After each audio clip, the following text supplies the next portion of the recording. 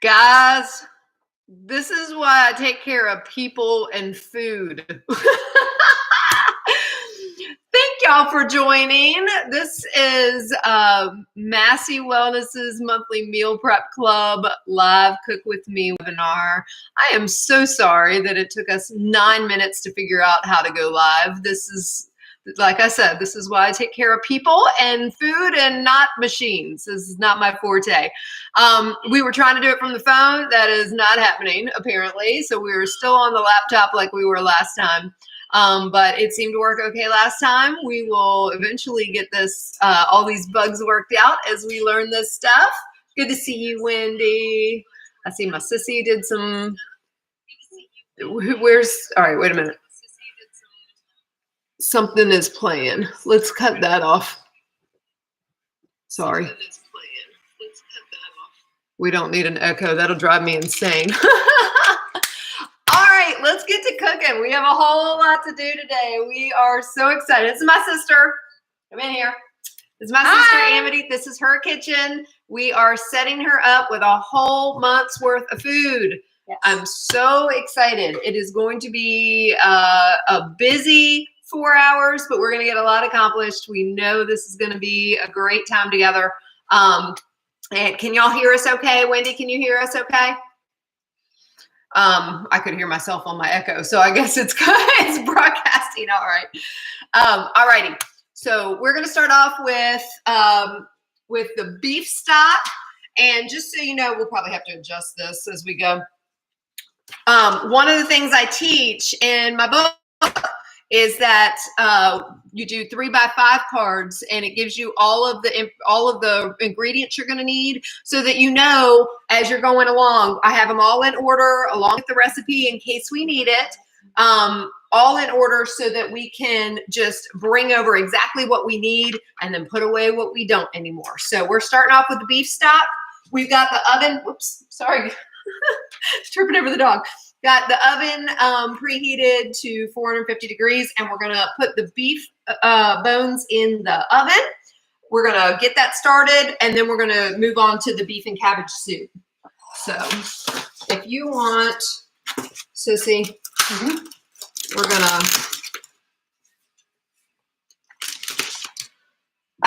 I'm going to tell y'all right now, this is everything. If you don't make your own stock, you are going to spend ridiculous amounts of money.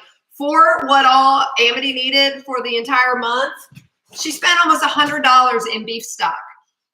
I can tell you that when you make your own, if you're doing it from scrap bones, if you're doing it from scrap veggies, nothing extra, all the stuff that you would have thrown away. So anyway, we're just taking some beef bones and we're going to put them in the oven for 45 minutes at 450 degrees. This is actually going to cook until tomorrow morning. When I'm at home, I cook mine for a full 72 hours. I'm going to can this for her before I leave tomorrow. So we're going to do a 24-hour stock for her. But you can do it anywhere from 12 to 72 hours, just depending on how deep and robust that you like to make it. Okay, good. All right. So while that is cooking in the oven, 45 minutes. What is this fancy contraption you have? Okay. I've never seen a lid like this on the thing. We're going to go ahead just so that we'll have it ready for when the beef stock is done, or when the beef bones are done. We've got all the veggies that we have that when I'm at home, I have broccoli stalks. I have onion peels. I have just everything like that that you can imagine that I would otherwise throw away, I throw in here. So anyway, we've got all kinds of stuff going in here, all kinds of veggies. You can't go wrong with whatever vegetables you want to use. We've got fresh thyme.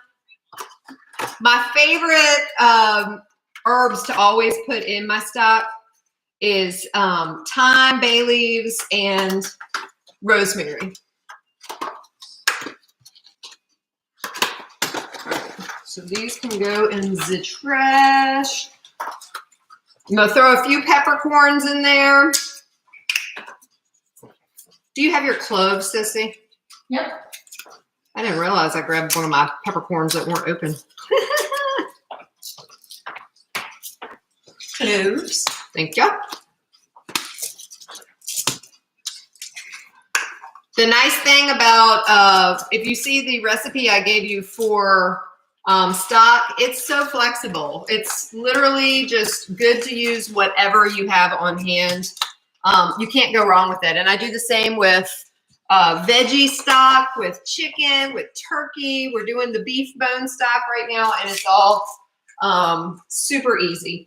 Here, you can put these bay leaves back. I don't want to overdo it with the bay, so I just use 2. Okay. All right, so I'm going to sit this aside. I'm not even going to add the water yet until we do the beef.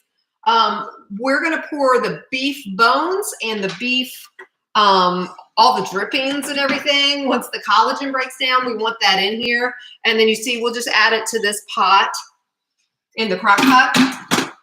And then we'll set this aside. We'll cover it in water. We'll set it aside, and it will cook until tomorrow morning, and I'll can it up for her so she won't have to spend all that money on stock next time she does this. All right.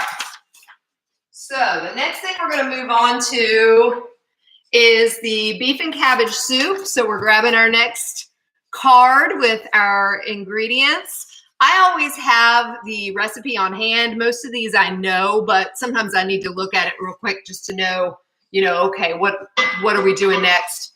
So, but it's great for you all to have because I know y'all don't have a lot of these committed to memory.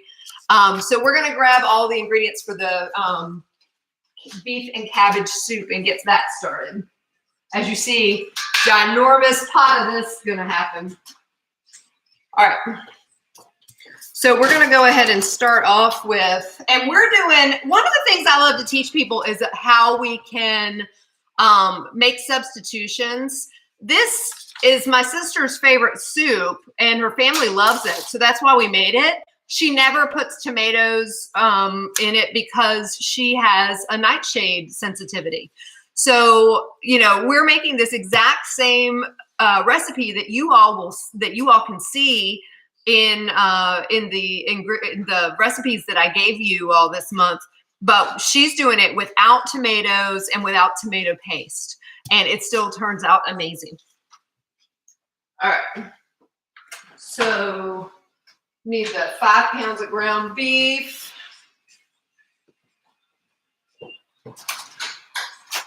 There is a little over 4, and I'll get you the other pound. Okay, cool.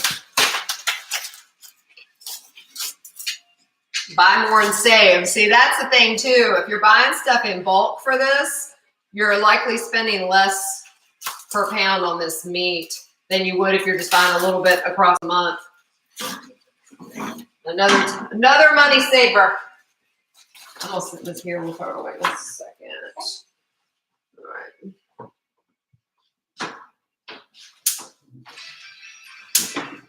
Did I do it wrong? There we go. Okay. Where's my? Oh, here it is. All right, so we're gonna let that warm up. Thank you.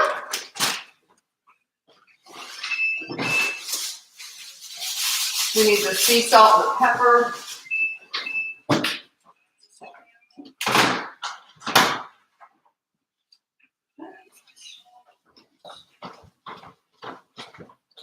This kitchen, I'm so spoiled being in here because this is like twice the size of my kitchen at home.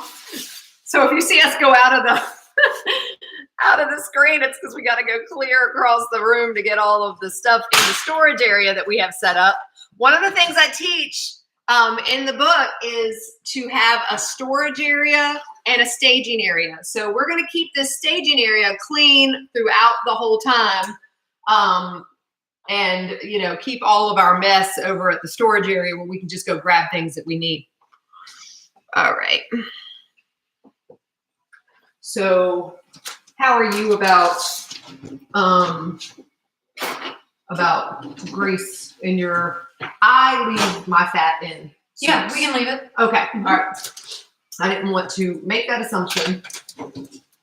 Once it starts to brown, because we're going to cook it for so long, you don't have to let it go fully brown before we add everything. Okay. So one of the concepts that I teach is that we start off with something big on the stove, because then it's going to simmer all day. If we get hungry when we're going through our 4-hour window, we've got something already ready. We don't even have to worry about putting it away until the end. I always say that this is the family saver. You know, if the family comes in and they're all going, hey, everything smells good, when can we eat? You can send them right over to this pot once it's done. So this will be simmering throughout our time together. And then we'll put it all in freezer containers after the fact. So.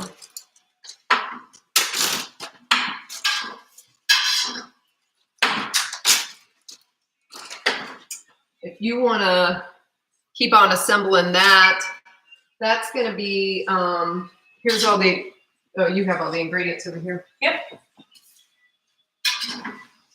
So you can see what all you need. Okay. And do you have a measuring cup for the beef stock? I do. And then you can use this too. Perfect. So I'll start getting the beef stock because there's a bunch of that over here. And actually, does it tell you how many? It is. Oh, there's basically 2 cups of each. Well, we're just gonna grab it. Yeah, it's 16.9 ounces, Okay, so it's going to be a little over 2 cups. Okay, so maybe we'll be able to save some by measuring it.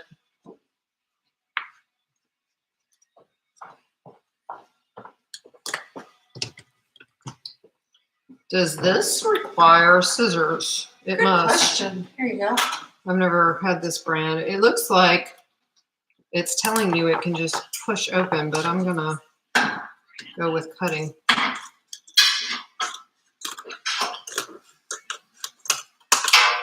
I can barely reach into this big pot. Yes. That is a must-have. I love having that big pot. I got both the kids one because, you know, like when I got Kirsty hers, actually I think the same time I got Bubba his, we were doing huge pots of like applesauce and stuff like that in the fall, and it's when you plan on canning a bunch of stuff and you want to make a huge pot of something. And the nice thing is those are cheap. I think that pot was only like, it's nothing fancy. I think I spent like $25, $30 on it at Walmart. Yeah. I'll have to look into that. Because I can't borrow yours every month. Nope. Live a little too far away for that. Yeah. All right, here's 4 cups. You ready? Or do you not want to? You don't want to cook it? You can cook it a little bit more if you want. I mean, if it'll cook, you're the expert. It'll, yeah, it's going to cook because we're going to be simmering it all day. I'm just going to keep cutting these so you can be ready.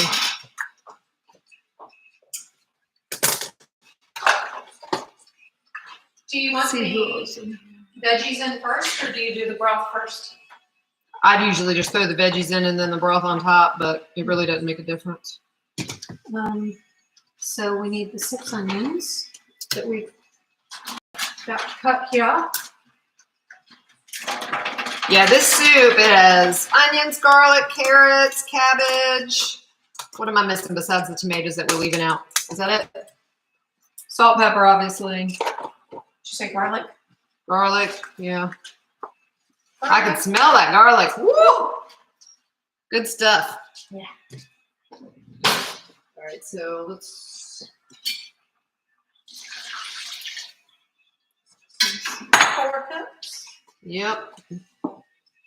It's what, 9 total quarts? I just gave you the first.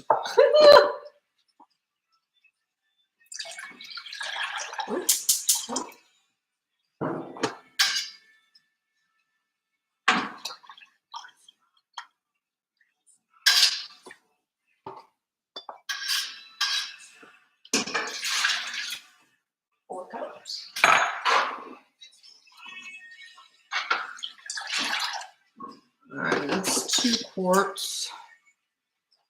I'll put all that away in just a second.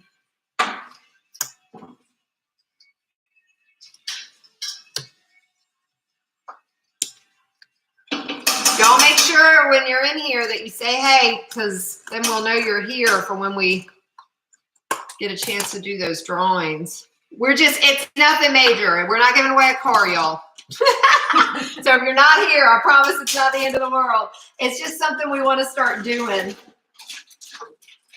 that I thought would be fun. All right, I added the carrots. Cool.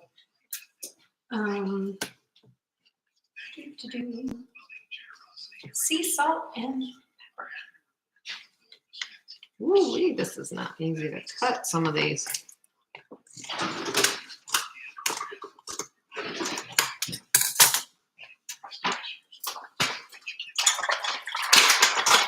I'll do about a half of this, since for some reason I don't have an eighth of a cup anymore. 2 tablespoons is an eighth of a cup. Half a quarter. Sounds good. That's 3. We didn't learn to measure in the South. No. What is it, that meme that says, I wait till my ancestors tell me it's good, child, or something like that? From the grave. Yeah, from the grave. We listen to them whisper and tell us it's right. That's not child. Tablespoon, not teaspoon. I thought it was so funny. I told Bubba, oh, hey, Joy. What, no car, Wendy said. Not yet. Maybe one day. Maybe one day we'll have enough subscribers that we can have a car as the award. I had to go with some Pampered Chef items that I had on hand that have not been used, still in the package. New stuff. New products.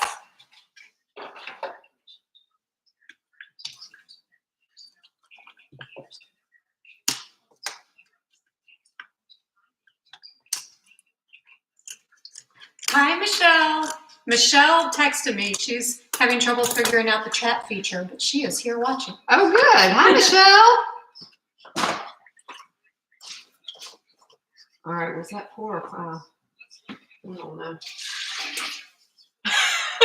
This is why I don't measure. I'm telling you, people are lucky who follow me to even get a recipe. Yeah. I don't know how to operate with recipes. I'm going to assume that was 5 when we get to, if we have tons left over, I'll know I'm off one. I can't remember. Because we shouldn't have too much left over. Yeah, there should be Maybe 1. 3 or maybe 3. I thought you got 18. Yeah. But there's 0.9 Yeah, ounces. Oh, so there would be 6. Yeah, you're right. There'd only be like 1 left. No. I'm gonna get another trash bag. Yeah, that's a good idea. Well, yeah, we'll probably fill that up. Matthew, that was his biggest surprise, was how much trash we went through last month. I was like, well, you think about it, all this stuff that you usually throw away over an entire month's worth, we're doing it all at once. My goal is to show you all how this saves you so much time. We may look like we are busier than somebody in I don't know. Who's busy? A one-armed paper hanger, I think is the old saying. But I am telling you, we might be busy for 4 hours, but we're going to a concert tonight. And then for the rest of the month, Sissy can eat healthy and not have to stress, not have to spend a ton of time in the kitchen.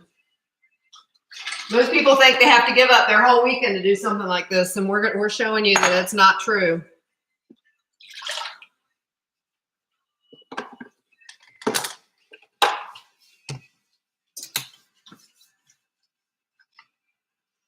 The reason why you're seeing me having to cut open all these is I'm doing 9 full quarts of beef bone broth in this soup, because we're making a huge batch.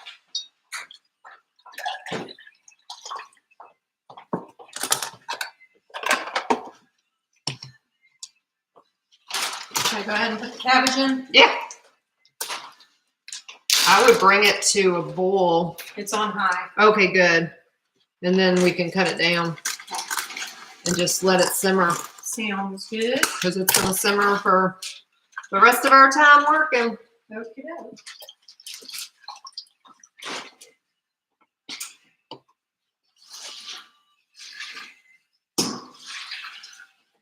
Yum. That's going to be so good. By what I'm seeing here. Okay. And then you'll have like a box maybe to... Okay.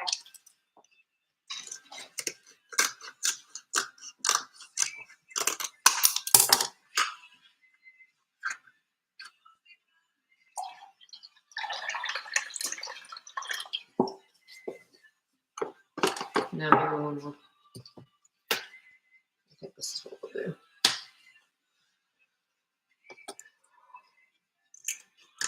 I don't usually measure, so this is so unlike me.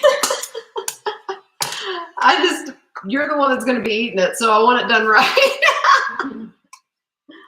Well, this is actually going to be super robust because usually when I make this, like just a small batch, I'll do like half beef stock and half water. Oh, and nice. So this is going to be great. Awesome. Yeah. All right. Usually because I don't have enough beef stock on hand. Well, you start making your own, babe, and it's a game changer. Yeah. I'm telling you. I mean, the savings is ridiculous. We had a, we'll fix whole chickens and stuff like that, and then turn that into 8 quarts of chicken stock. I mean, and most people just throw the chicken carcasses away. Right. That's gold. Yeah. You don't want to throw it away. Definitely need to try that. All right, so these are extra. You can hold on to these for later. Okay. All right. So that's everything for the beef and cabbage soup. Yep.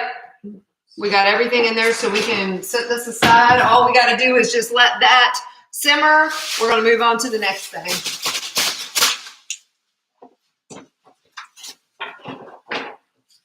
What do we have next? Next is tomato-less pasta sauce. Yes. So good. So this one is one of my favorites, one of my hubby's favorites. This is such a good recipe. I see Joy in here. She's had this, one of her favorites. I think Wendy too. This is a tomato-less pasta sauce. So like I mentioned earlier, one of the reasons we kept the tomatoes out of the beef and cabbage soup for Amity is because she has a nightshade reaction. Y'all, I witnessed it firsthand. First of all, let me just tell you, let me just back up for a second. One of the things I do is I do the trigger food testing with people. And when Amity was having all these problems with a number of symptoms, and I was like, okay, that's it. Time to do trigger food testing on you. We took her back through trigger food testing. Girlfriend here had crazy reactions to eggs and nightshades. She was eating them every day. Last night, I gave her a goji berry. One to taste. She had an immediate hot flash. Craziest thing I've ever seen. I mean, and I see a lot of stuff with people. That's how sensitive she was to nightshades. One goji berry. So we definitely do tomato-less in this house. So anyway, this tomato-less pasta sauce is one that I developed because my husband has RA and he struggles with nightshade veggies also. He can tolerate them like a tomato on a salad or something like that, but to eat a whole, pasta sauce would cause his joints to just be a mess. So this is mind-blowing. My husband despises beets and carrots and loves this sauce, which the primary base is beets and carrots. You'll never know it's not tomatoes. It tastes just like tomatoes. All right. So we're going to do all the ingredients besides meat first, because we're gonna saute this and or we're gonna boil it first, simmer it, and then we're going to add the beef later after we get it all cooked up real well. So this is garlic, carrots, beets, onions. Oh, we need the avocado oil. We need a half a cup of avocado oil. I'm telling you, y'all, it's a huge time saver when you have, you know, you can purchase veggies pre-cut. You can choose to do them yourself. That's going to be the difference in your time on your day of prep, and that's okay. You know, sometimes people can't make the decision to purchase pre-cut veggies because they are pricey. Herbs de Provence. Yep, 1/4 cup of herbs de Provence, 1/8 cup of sea salt. You know, I'm not stressing over amounts. Here's the pepper. And then a cup of apple cider vinegar, and it's going to be 10 cups of water. How much herbs de Provence? 1/4 cup. All right. I'm not measuring, babe. That's fine. Hey, you're the expert. Wendy's fingers make it yummy. Give me that. More? 1/4 cup, girl. That means you fill up that 1/4 cup. I'm a spice girl. How much apple cider vinegar? A cup. And I need the sea salt.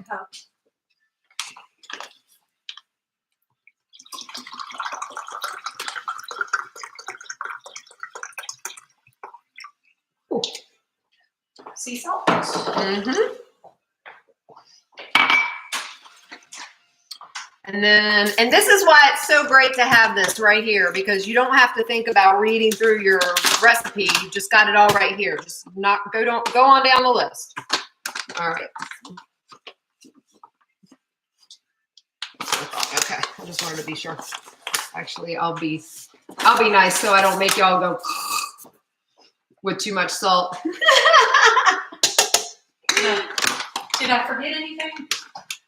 Nope, all we need is 10 cups of water, and then we're going to let this boil.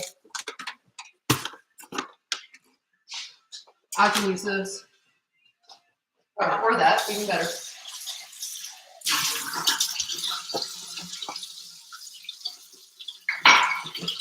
So you see we got a pot full of stuff here. We're going to add the water. We're going to boil this for, I think it's 35 minutes, isn't it?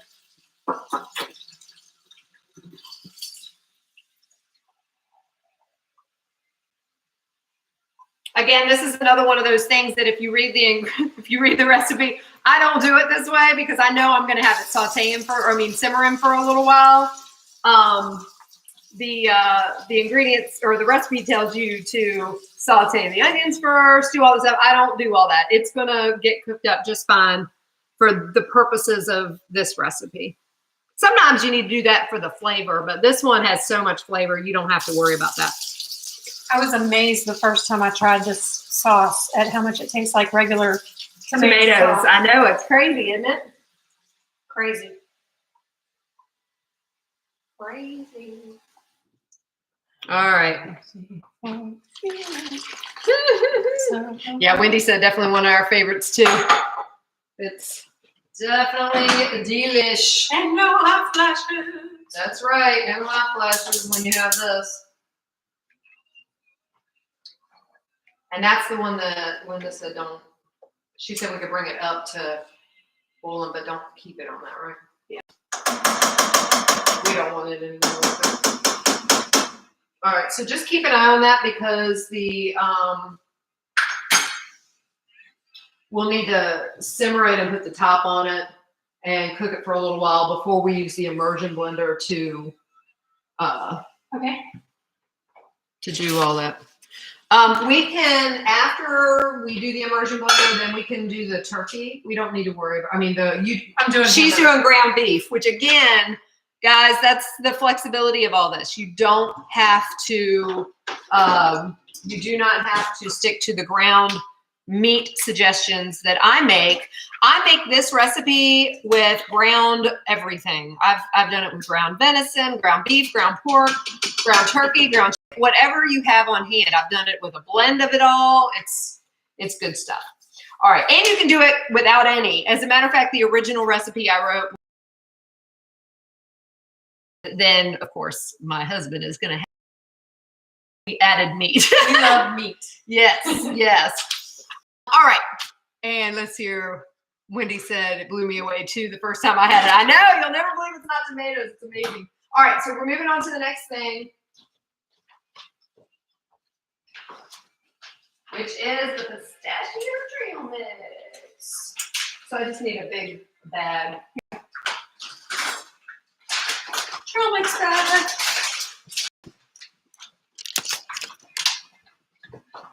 This is one of the easiest recipes we have. We're doing a pistachio trail mix. Absolutely one of my favorite recipes. Actually, you want to grab one of those bag holders? Yeah. That'll be perfect for this. I'm not going to follow the exact measurements that are in here. Let's see here. Joyce says it's delicious and it's a favorite here. But what's so funny is that Bill hates beets and cooked carrots but loves this. Blending the meat helps. Yeah, that's true. The first time I gave it to him, I had to not tell him what I was doing until he liked it. And then I was like, guess what you just ate? He couldn't believe it. But now it's one of his favorites. He asks for it all the time. Y'all, game changer. Baggie holders. All right, so I always tell y'all shop your pantry first, but I did get some of these new items, but I only had half a bag of pistachios, which is why I'm not going to make the entire batch. But this is actually for me. Amity didn't want to keep any trail mix on hand, so which is absolutely fine with me. Where's the 1 cup thing, babe? The dry. That's 3/4. There it is. All right. So the standard recipe for this pistachio trail mix, so that you can always adjust it for whatever you are making. I use all different kinds of nuts and things like that, but this particular one, my favorite way to do this is to always do the same amount of pistachios, cashews, and goji berries. So in this case, I'm doing 2 cups each of pistachios, cashews, and goji berries, and then half of whatever you're measuring out of those in the Enjoy Life dark chocolate chunks. Oh my gosh, they're amazing. So I'm going to do 1 cup of those since I'm doing 2 cups of everything else.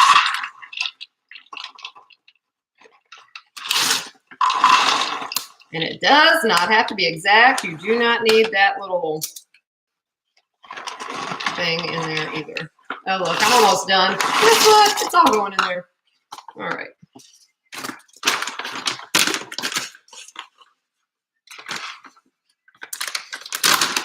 All right, goji berries. Love these. Wendy and I are growing our own goji berries. Wendy, who's watching, my soul twin, she brought me a plant, and it's got beautiful life on it after the winter. It is coming back. I'm so excited. All right, so there's 2 cups of goji berries. And then I'm going to do 1 cup of the chocolate chips. And that will be done. Look, Sissy, you want a piece of chocolate? Is it dark chocolate? Yeah, I put it in the freezer because when Amazon delivered it, it was a warm day. Look, right over there. Can't do dark chocolate. You can't do dark chocolate? No. Was that another reaction you had? Migraine. Oh, geez. Yeah. All right, we're almost at a cup. So guess what? That's all going in there. See, I had to put them in the freezer and some of them froze in big blocks. That's all right. That'll be fun to eat later. All right, so all I'm doing, I got all 4 things in here. Now, if I was making this in the huge batch that I had mentioned in the recipe of 4 cups of each of the nuts and all that stuff, I wouldn't be putting them in straight in a bag. I'll be putting them in a huge mixing bowl. But this has plenty of room to mix up, and it is absolutely delicious. This is my favorite mixture right here. I use the raw cashews. You can use the ones that are roasted and salted as long as you're cautious about what they put on it. Some of them use junk oils and things like that. But. All right. So that is all mixed up. And an amazing bag of trail mix. And the only thing we have left is a partial bag of goji berries. Sweet. Mm-hmm. So I'm going to stick that back over there. Start grabbing the stuff for your next one. Yep.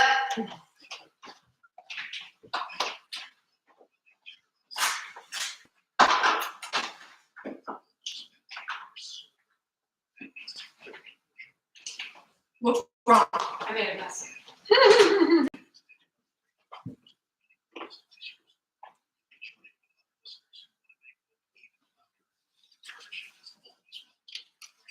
Trying to figure out what I need here.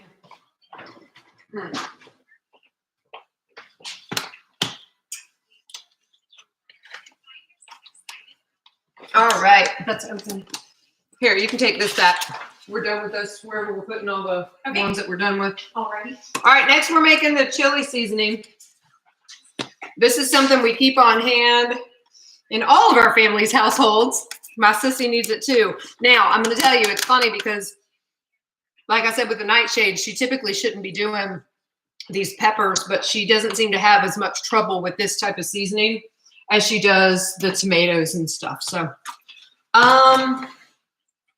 you know what? Get me, instead of this, get me the jar that you want to keep this in, unless you want to keep it in a bag. I was going to keep it in a bag. Okay, that's fine. Yep. Then grab me that bag holder that I just put back. Okay. Yeah, if you'd rather keep it in a bag, that's fine. I keep all my, it's standing up right there. Yeah. I keep all my blends in, big old quart mason jars on the counter, but you have an amazing kitchen where you have nothing on the counter hardly. All right, so we're gonna do the black pepper, cayenne, and I don't make this stuff unless I'm using it. So the reason we're making this today is because we're going to use it in the, which one is it? The fajitas? Fajitas. And Randy and the moms really like tacos, so yeah, that's right. I'll be saving it for that. So much healthier to give it to them that way than that awful store-bought taco seasoning. Yes, which is what we would normally use. Yeah. So many additives in that stuff. So it's better to have this on hand. And where's the, I guess I don't have it. Oh, no, I have it on the bag. That one taco or chili seasoning packet equals a quarter cup of the homemade mix. So, and again, we did these labels ahead of time. So she knows that when she goes to pull this out, if what she wants is, to do 2 packets, then she knows that would be half a cup. So it's a good thing to have on hand. All right, quarter cup coriander. Where's the quarter cup? Right there. Gracias. Yeah. All right. And then quarter cup sea salt.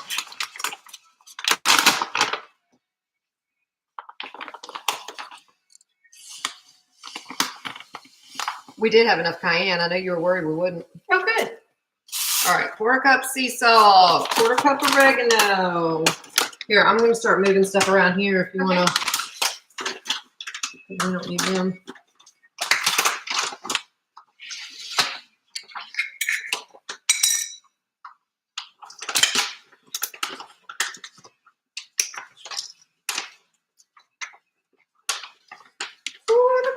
oregano.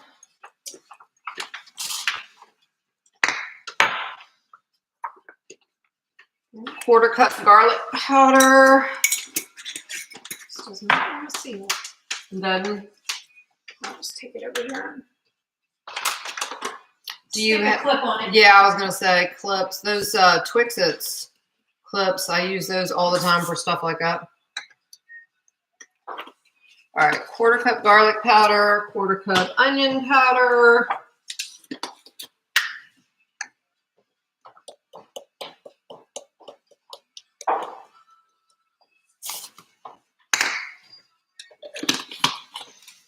Half cup paprika. Do you have the half cup? I was just gonna do 2/4. Okay.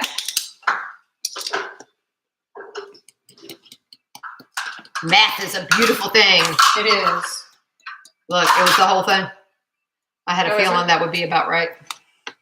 Yep. All right, and 3/4 cup cumin. You're probably not gonna have enough of that, because unless you have another one, because this will probably be a half a cup. Also, it looks about the same size as the other one. That's okay. If you don't, not a big deal. Yeah. We'll get half a cup in there. Ginger is not cumin. No, ginger would not be the same. I do not have any more cumin. Okay, we'll just be a little short on that. That's not a big deal. All right, and then 1.5 cups of chili powder. I will take something bigger than a 1/4 cup for that. Oh, you got a 3/4? I'll do 2 of those.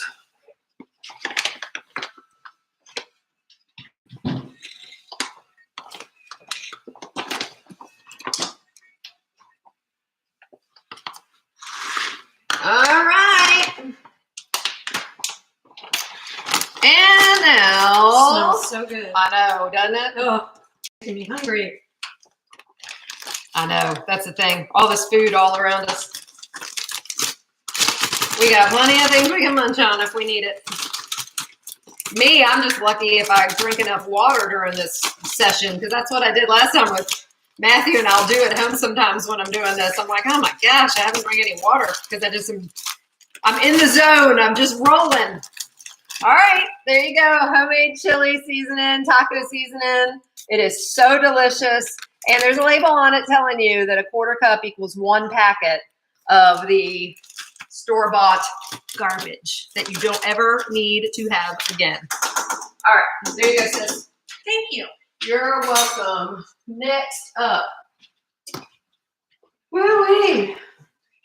Everything smells so good. So for y'all who are just joining us, we've got beef bones in the oven for the stock that we'll then cut that on and leave that till tomorrow morning.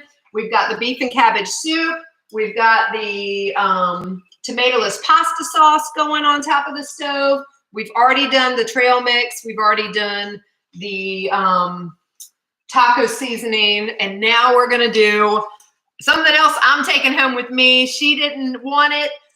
Our family lives off of this stuff. We actually are using it in her sausage balls today. So we also needed it here. But it's the pancake mix. Wendy's on here. I'm telling you what, I got this recipe from her and I'm grateful for her every day. This is such a great thing. All right, so yes. So I need both bags of that Bob's Red Mill. Let me help you grab stuff.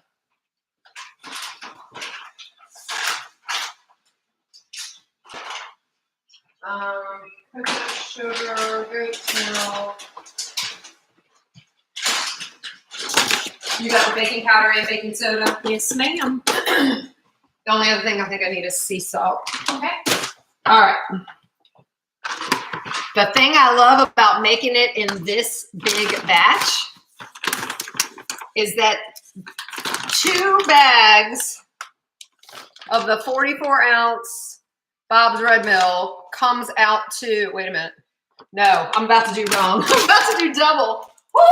2 bags of the 22-ounce, 1 bag of the 44-ounce equals the 9 cups you need. I only need 1 of those. Oh my gosh, that would have been terrible. I would have done too much. Most of the ones you buy in the store are the 22 ounce. You can get on Thrive Market these 44 ounce ones, probably other places too, but it's so much less expensive when you do that. So that's why I do that. Oh, I'm starting to get warm. I probably shouldn't have worn long sleeves. All this cooking. Woo! All right. 1.5 cups of goat milk powder. Y'all, this stuff's amazing. I don't do a lot of dairy, but I'll do A2 dairy, and goat's milk is naturally has the A2 beta protein instead of the A1 that causes so much of our lactose intolerance.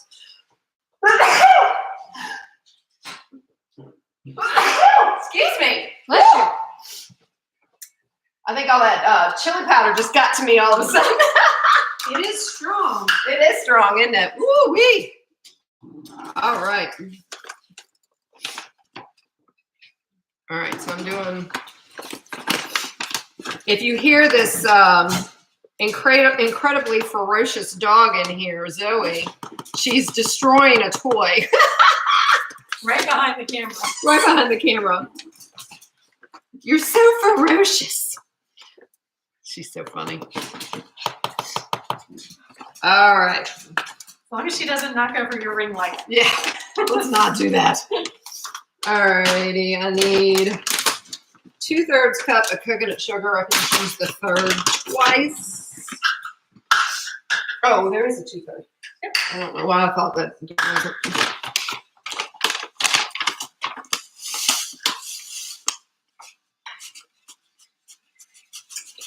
So this is coconut sugar.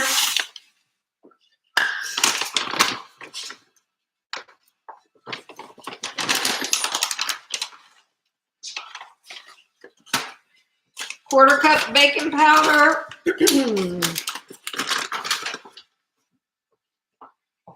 I do with the quarter cup? That is an excellent question. Oh, here it is. You know what? It had cumin in it. I don't want that in my pancake mix. Oh, no.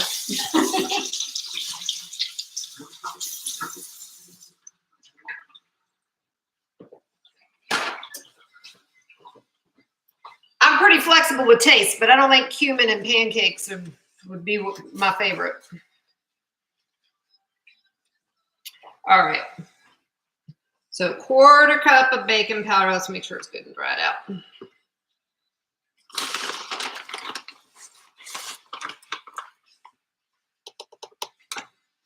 And 1/8 cup of baking soda, which is 2 tablespoons.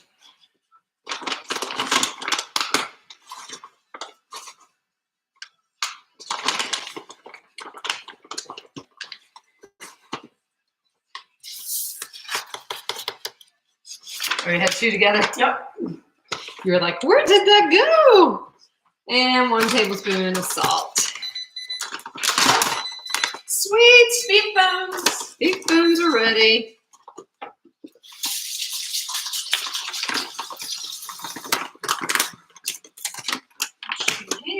All right, let me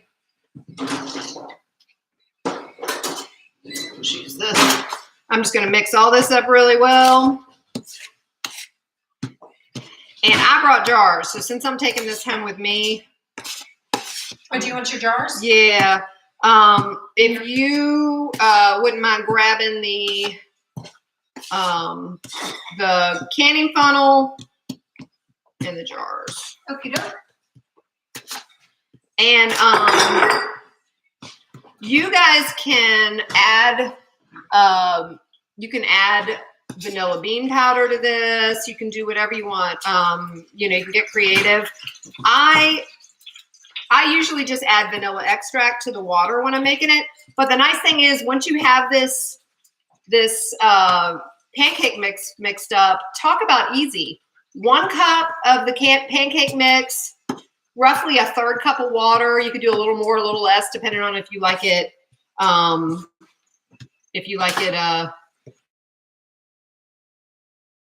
Pancakes.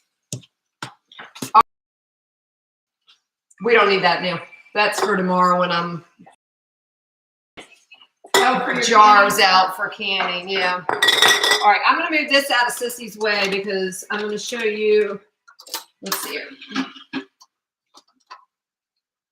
All right, she now has. You're not able to see it. You have your mitts still, so you can show people.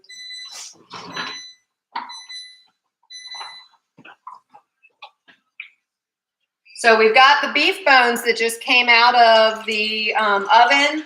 We are pouring the grease, the bones, everything right into the crock pot with the veggies and the herbs that we already put in there. All right, so let me get something to unstuck it. There you go. And while you're doing that, I'm gonna. Oh goodness.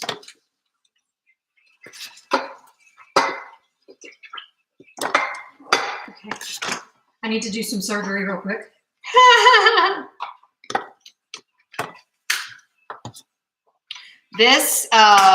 These canning funnels, even if you're not a canner, they're a game changer. Let me drop this a little bit so y'all can see what I'm doing.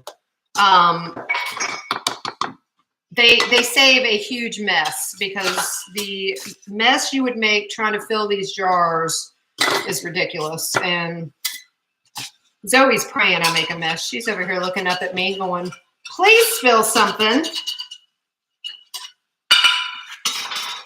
Okay, and you want me to cover this with water, Sissy? Yep. No set amount. Just cover it till it's covered. Well, cover it till it's covered. Okay. I got all the drippings. Yeah. That's some good flavor right there. Yeah, I've had people ask me about that. Are you sure you want to put the drippings in there and the grease? I'm like, oh my gosh, it's all the flavor. Yes. Don't miss out on that. I'm going to bring, as Mommy would say, the mountain to Mohammed. Yes. And cover it over in the sink. Sounds smart.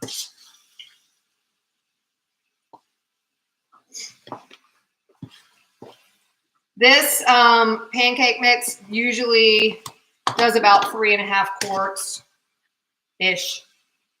So 3.5 to 4 quarts. So that's why I have 4 jars here. And we are going to use a cup of this today in the sausage balls, which is that the next thing we're doing? Yes. Low or warm? Low. All right. All right, so the beef stock is cooking. Morning. You know what? In fact, do you want to get me the 1 cup, one of these? I don't have it over here, and I'll just save out a cup for you for us to. As a matter of fact, I'll probably put it right back in this bowl, and we can just add the cheese and the sausage to it. I'm pretty sure I've lost my cup. I know, I saw it. Did you have it? Yeah. Was it in the... Oh, here it is. Okay. Oh, with the chocolate in it. That's for me later. All right.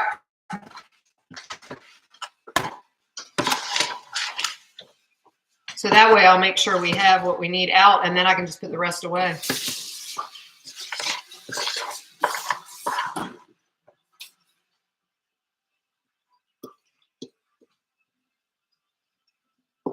Okay.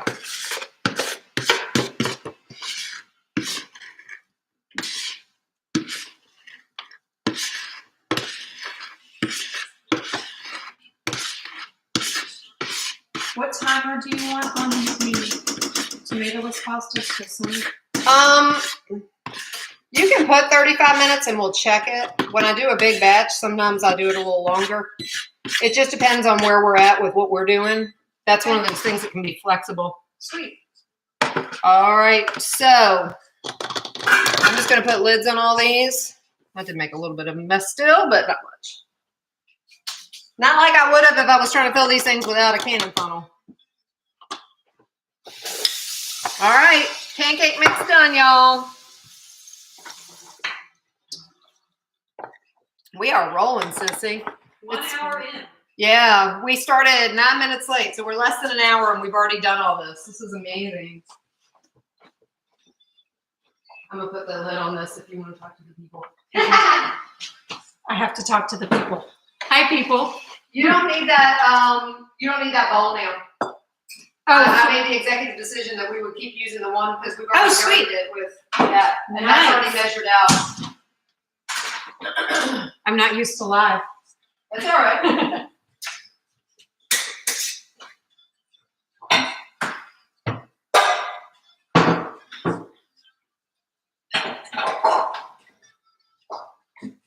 I can't tell y'all how much time this is saving me, though. I cannot wait to just think every day, what am I going to pull out and stick in the oven for dinner and not have to cook every single day? This is amazing.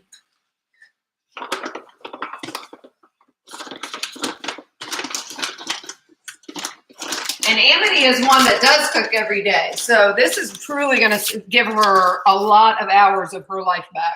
Every day. All right, babe. So we need the cheese. We need the cheese and the sausage. We've got everything else here. Okay. I shredded the cheese already. Nice. 3 pounds of sausage. Wow, look at you. All right. We don't need this. All right, so sausage balls. This is a family favorite, y'all. This is an amazing recipe. Let me see if there's anything in here going on that I missed. Oh, 2 people said that they had to log back out and back in. I hope I'm showing 3 people on, so hopefully we're doing all right.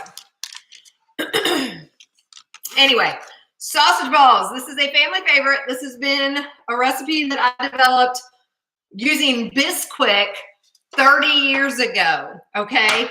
I didn't like the recipe on the Bisquick box, so I fine-tuned it to something that I liked better. I've been using that recipe forever, and then when I got into the healthy lifestyle, I was like, well, I can't use Bisquick. So I had another recipe I was following. It's a lot more complicated until my lovely soul twin, Wendy, introduced me to that pancake mix we just make, and I said, oh my gosh, I can bring back the Bisquick sausage balls, because that's basically what it is like a Bisquick pancake mix. So now all I do is I just substitute what I used to make my old sausage ball. My kids are so happy. They loved my other recipe too. This recipe is amazing, and it's so much easier, y'all. All it is 1 cup of the pancake mix, 2 cups of cheese, and 3 pounds of sausage. I always call it the 1, 2, 3 method, and I'm telling you, the best. If you follow the Bisquick box recipe, not only do we never want to use Bisquick, y'all, not even the gluten-free one, it's awful, but they always have it 1 to 1 to 1, and they are always way too dry. So that's why I started doing it this way, and everybody loves it. It's a huge tradition in our family. Yes, one of Randy's favorites. Yes, definitely. He will eat pounds at a time. All right, I'm taking my rings off for this because I just mixed this up with my hands. And then what I'm probably going to do after I get all this mixed up, either we could both start making balls, or I may move on to the next thing while you're making the balls. Either way, we'll see. What's next? I mean, we're making an amazing time. Yeah, the next is the mango bites. Okay. So we can just knock these out. So the reason why I do these in the order I do, just so y'all know, because otherwise, you know, if you just fly by the seat of your pants and you just say, oh, okay, well, I want to make this, I want to make that. If you don't have a system in place, then you end up finding that, you know, oh my gosh, I need the oven again. I need this again. I need that again. So you see, we use the oven already. Now we're about to use the oven again. I don't give myself more than usually 3 things to bake. But what I'll do is if anybody watched us last month with Matthew, we'll do like egg bites, sausage balls, and bagels all right after the other, so that all we have to do is just You know, as soon as one comes out of the oven, the other goes in. We prep them all one right after the other, so we're ready. Today we don't have as much that we're baking. I think this is it, and it's after the yeah, that's all in the oven. Yeah. So everything else will go in the freezer. Awesome. The mango bites are no bake, so that's right. So we're rolling. Do you want to write down everybody's name that's in here? I think it might just be Joy and Wendy. Michelle is also in here. Is she still? She's still texting me. She's okay. She just can't figure out how to chat. Okay. So anybody else in there? I only see 3 people. So speak now, forever hold your peace. We're going to do the first drawing.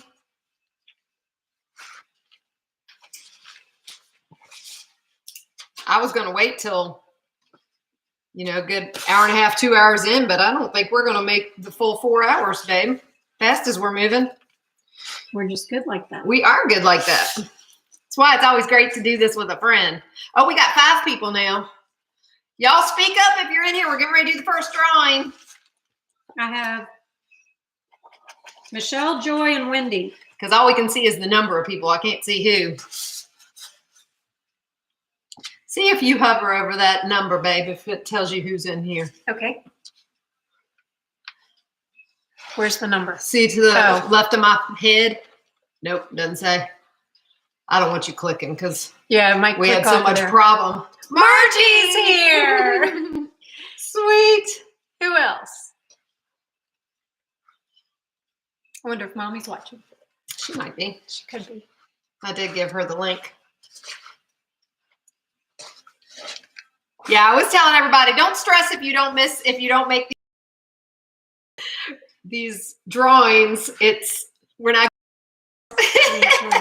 I got some free Pampered Chef stuff that I had on hand that's still in the box, never been opened. Some of the new products I figured I would use as giveaways. I also have some Massey Wellness t-shirts. In addition to that, if anybody wants one, if I have your size, I'm using up what I have. I don't have all the sizes, but what? I want a Massey Wellness t-shirt. You can have a Massey Wellness t-shirt. One of the things I'm going to do when we get more people in the subscription, in the club, is I'm going to come up with a name. I'm not going to do it. We decided we're going to do have a contest for who comes up with a good name for us. I was going to do the meal prep moguls or something like that, and Kirsty was like, "Okay, you really are awful at this name." She might call you a boomer. All right, I need a pan. Oh, Thank you.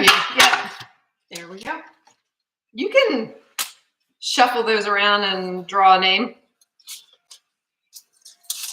Just shuffle. Why don't you fold them up? Okay. So you can just kind of shuffle them.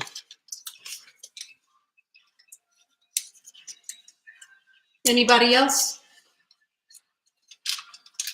Don't see anybody else in the chat. It says 6 people are on.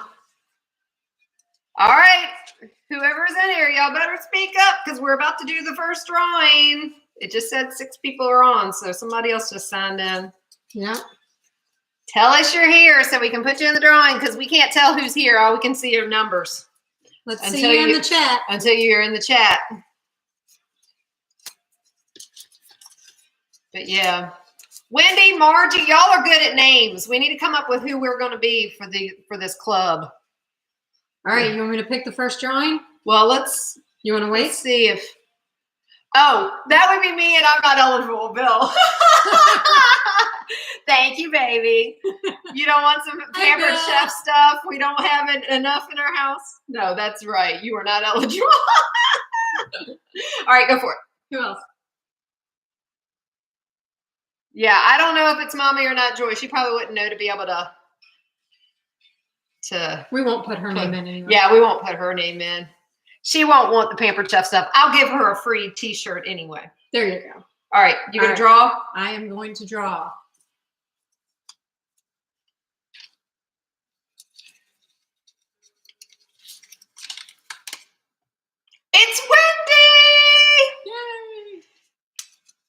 Wendy, tell me in the chat, do you want the tart pan, the new tart pan, the stone fruit wedger? I have both. One's for the first draw and one's for the second draw, and I'll let you choose. The stone fruit wedger, in case you don't know, because I sure didn't know. I didn't know. Stone fruit, I guess, I had no idea, is what they call things with the pits that are shaped like peaches, plums, things like that. And it's a wedger for those. It's brand new. Yes, I'm making sausage balls, babe. He's going to be mad at me because I'm not. But I'm bringing home 4 jars of pancake mix, baby. I can make you some sausage balls at home. It's like, wait a minute. He said, dude. Yes, he loves those. This is simmering really good. Good. You got it on low? Yeah.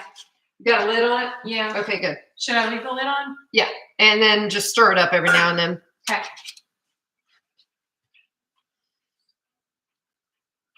So Wendy, let us know which one you want. Oh, there she is. Woohoo! Winner, winner, chicken dinner. The tart pan, please. No, the Massey Wellness Tea is a bonus on top of that if I have your size, which I'll be seeing you next week. So we'll look in the box and see what we got. And as a matter of fact, now I don't have to mail you the the tart pan. I can give you that next week too.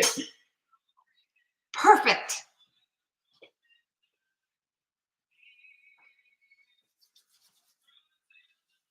Congratulations. What I want to do when we figure out what our name's going to be, like I said, y'all come up with something better than Meal Prep Moguls, because that was a dumb name that I came up with, and Kirsty was like, "No, I need you to let the people decide." I stink at that. So whatever we come up with, I figured I'd have some swag and stuff like that for prizes in the future. All right, you just about ready to, did you already turn on the oven for the sausage balls? Yes, ma'am. Did you need this other pan too? Yep. Okay. I got 2 pans just about ready. Okay. How long do they stay in? 20 to 24 minutes, depending on your oven. Okay. Set it for 20, we'll look at them. Okay.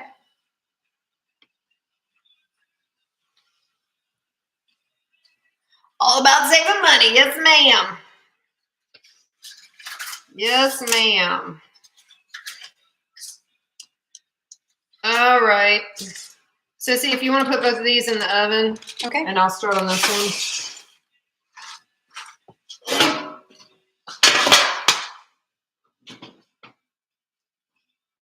And that will fit also. Good. When it's ready. We'll just remember it's a few minutes behind those. Okay. Let's see. Oops, I just turned off the wrong timer. That one was on 21 minutes. Let's do this timer. There we go. So we are just, let's see here, about 70 minutes into this, because we didn't start on time because we were having technical difficulty. And we have already started, we've already done the bone stock, the beef stock, or started it. It won't be done till tomorrow morning. We're gonna let it cook all night. We've got the beef and cabbage soup on the stove. We've got the tomato-less pasta sauce on the stove. We've already done the trail mix. We've done the chili and taco seasoning.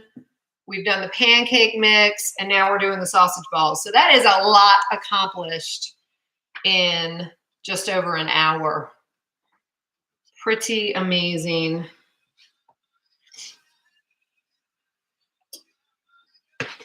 I might need another pan, sissy. Ruh-roh. Mm-hmm. Small pan, maybe? I think so. What about, might be able to fit 8 or 10 in here. That's probably all I need. I can run downstairs and look for one. I think we're good. Okay. I can always make a few of them bigger. Okay.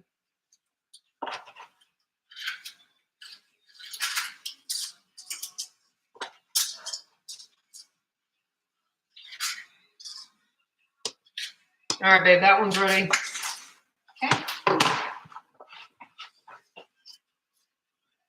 The nice thing is, even if we run out of room in the oven, we aren't baking anything behind it, so we can always just have this ready to go when those pull out. Okay. Yeah, we'll have to do that. That's fine.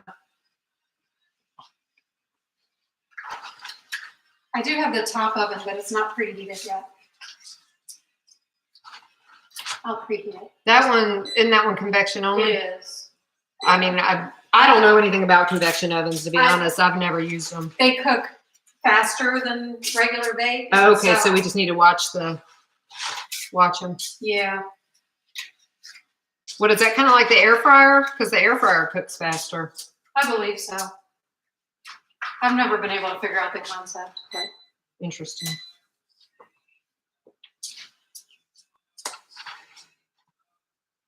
yeah, we can just Well, I might just have to make some of these a little bit bigger because we're just down to not having quite enough room. That was so funny. Bill saw I was making sausage balls and he's like, dude, I leave home and make sausage balls? What? That hardly sounds fair. Yep. Babe, you need to, I haven't decided what I'm doing for my May meal prep yet. So I already know I'm going to be at Matthew's again for my April meal prep, but you might have to be my helper for May and we'll make up a bunch. Wouldn't that be funny? Bill in the kitchen with me? Yes. We need to see that. That would be hilarious.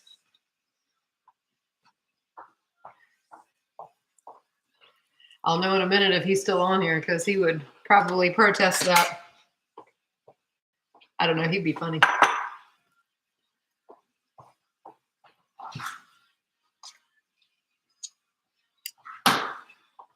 Trying to make sure I got enough room here for these. All right. There we go. I got creative. It's done. All right. Just washing my hands, y'all. After all that meat.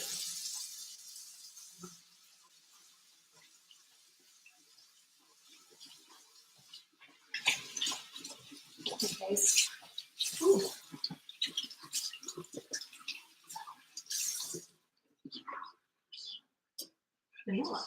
Okay. Woo! We're rolling, y'all. We got a lot done so far. I'm going to wash some of these measuring cups for you. Meal prep and entertainment, all in May's meal prep with Bill. He's not on here, I can tell, to defend himself. He would be like, absolutely not. I think you guys might, I think the people have spoken. It needs to happen. All right, this is the last pan of the sausage balls. Okay. All right. Next up, you got it here. Let me grab the, oh, you've already got them. My goodness. It's amazing when you have somebody else in the kitchen with you. She's already got my little tins ready and everything. All right, so the first thing we're going to do, we need your food processor. Yes. The chopper or a blender? Either the food processor or a high-powered blender. It's going to be for the pecans and dates. I have this or a Vitamix. Either will work. Okay, whichever one you want to use is fine. Okay. So you just stay handy because I'm not used to using this. So. Well, it's Mom's, so I'm not either. Oh, good. We can use the blender. Let's use the blender. Okay, because you know better how to use it. Yeah. It's super simple. I'm sure this is too. I just don't know it. Woo, that sauce smells so good. Oops. Sorry, cut it. Nope. Now I do. Okay. All right, so it's going to be 1 cup of pecans and 1 cup of dates. We had to soak the dates first to make them soft. Did you already get those, or where are They're they? right here. Okay. They're already measured out. You go, girl. And then we're going to do 1 cup of, so this is another example of substituting, y'all. And this is when I tell you shop your pantry. Amity, first of all, let me tell you how much money this saves, okay? The entire thing of all of the stuff that Amity purchased was about $600. She has $1,000 monthly grocery budget, roughly. She was blown away that she got this much. Let me tell you, my sister bought things that she probably didn't have to buy, okay? She also bought breasts even when I recommended thighs. She bought, you know, so it's like, it's family preference. But this is one of those things that I told her, please save money. Don't go buy coconut milk. She already had oat milk on hand. So we, you know, we're substituting the oat milk for this, and that works absolutely just fine. All right, so we're going to do 1 cup of dates. You said you already measured this? Yes. And 1 cup of pecans.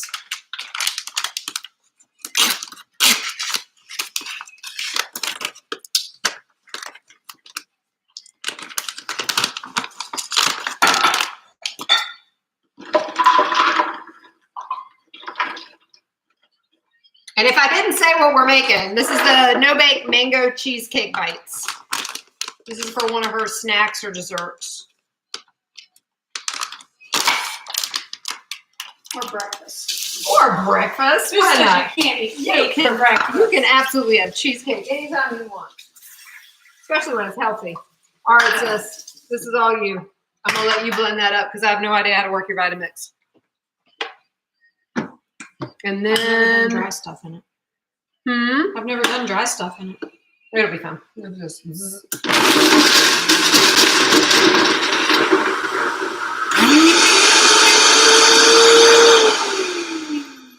all we want to do is just scrape the sides and then run it one more time and it'll be perfect. It's almost perfect now.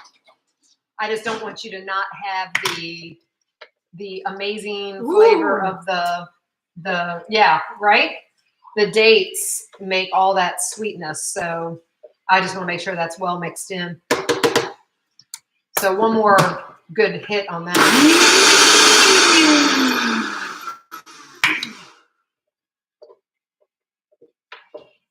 Do you feel any big chunks still? Okay. Couple.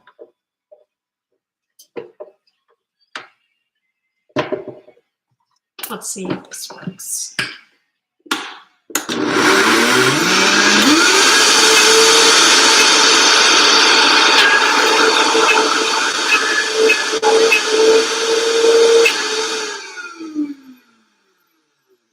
You can just shove them down in there.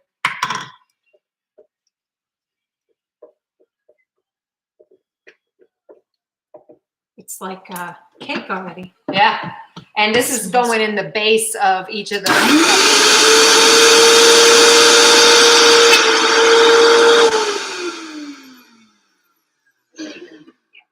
All right, so all we're going to do is we're going to scoop that into the base of each one of the muffin cups, if you want to do that. And then I can start making... Should this be 12? 12? It's only going to be about, let's see here. It says 2 tablespoons in each muffin cup, but it's not going to be that much, I don't think. Probably 1 tablespoon each. I'll just take a spoon. Okay. And just get a little bit in the bottom of each one. Oh, okay. And then I'm going to, let me see here. I'll get everything else measured out and ready to go because we're going to put the rest in here. Okay. Let's see. You got a...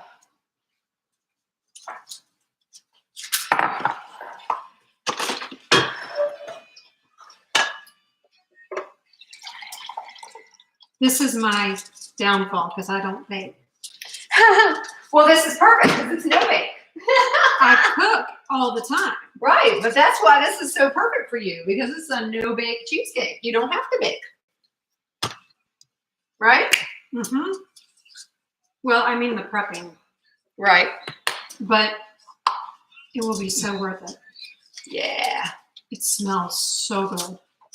A lot of people don't realize when they use dates for their desserts like that, you would be blown away how much it tastes like kind of a caramelly, chocolatey almost. Yeah, it even says on the bag caramel flavor. Yeah, it's very much like caramel. And literally all it is dates. It's not, they didn't add any caramel Nope. flavor. It's literally just dates.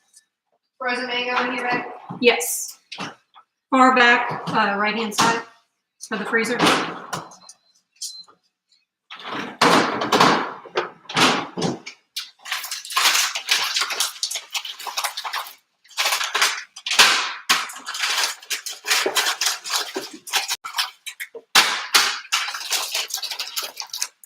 There's more in here than I thought. Mm-hmm. Yeah, just spread it out across it all. And we don't have to clean it out. We can just, you know, do this in the same.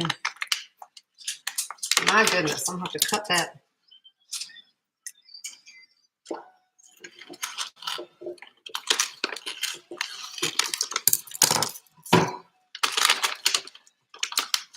And I'm just smushing them down. Yep. After you're done, before we do this part, show everybody what that looks like.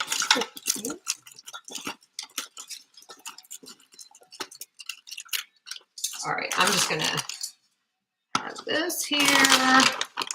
Half cup cashews. We soaked the cashews overnight.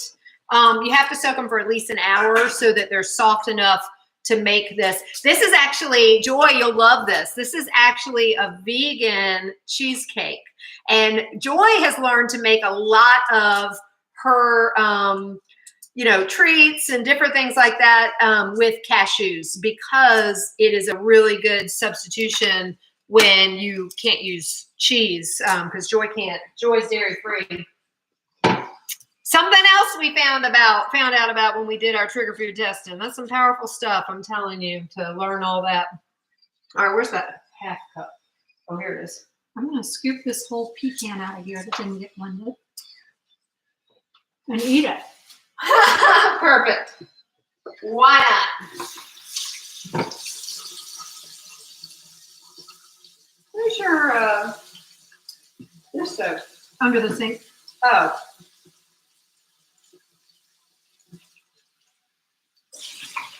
This is so good, y'all.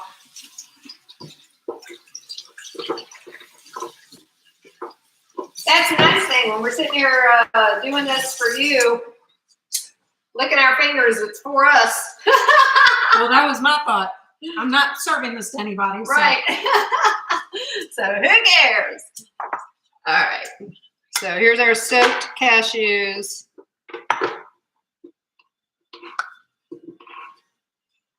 I am going to take a small bit of this, the tomatoless pasta, to Michelle tomorrow at church. Oh, cool. So she can try it.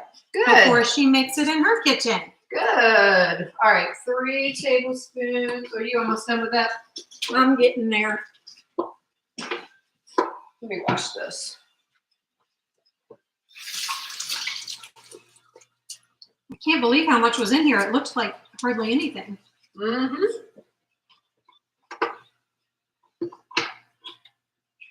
All right, I'll be ready with this. And, oh, vanilla.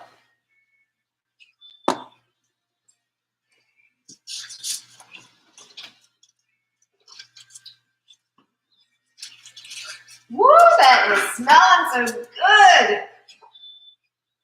That, The pasta sauce? the pasta sauce. Shoot, hey. If y'all don't make anything else I recommend this month, make that daggone pasta sauce. Yeah. It will blow your mind. It's a game changer, especially for people that can't tolerate tomatoes and nightshade veggies. It'll blow your mind. Okay.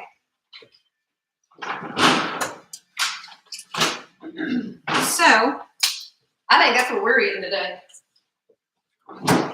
With our zoodles. we got it all smushed down in the bottom. Okay, and that's the mixture of, that's the mixture of dates and pecans. So you can sit that there. Okay. What we're going to do is we're just going to take this and put all this in it. So this is the oat milk, frozen mango, the cashews that were, whoop, I just dropped one. The cashews that were soaked. I didn't measure out the cashews, did you? I did. That's how much you have left. Oh, sweet. So we'll have to find something else to do with it, with them soaked. This is fresh squeezed lemon juice.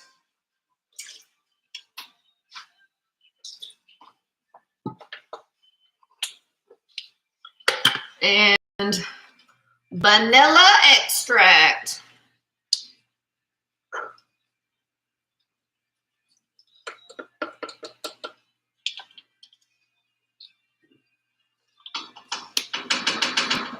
All right, I'm gonna put you back on blender duty. Okie doke.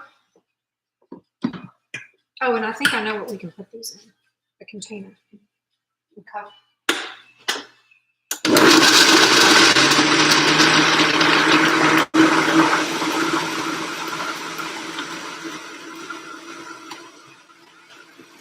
Is it pickings up? We freeze it. Oh, it has to freeze for 2 hours. Oh, okay. Before you can eat them. Okay. That's perfect. Y'all, this is sinful. I'm telling you. Oh my goodness, so good. Oh, the apple cashew cheesecake bites. Joy said she likes that recipe. That's pretty good. I think that's left over from the week. It is. Cool. All right, so all we're gonna do is we're gonna top each one of these with that filling. Yeah, Joy, you'll love these.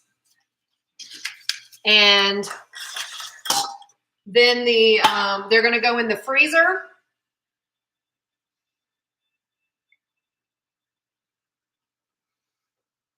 And they just have to freeze for at least 2 hours.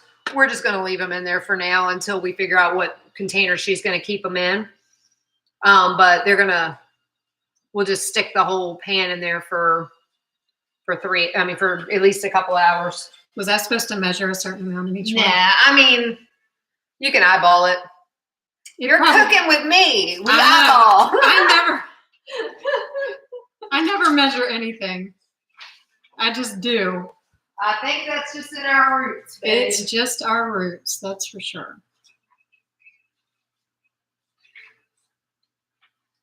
We are rolling. This looks so good. Oh.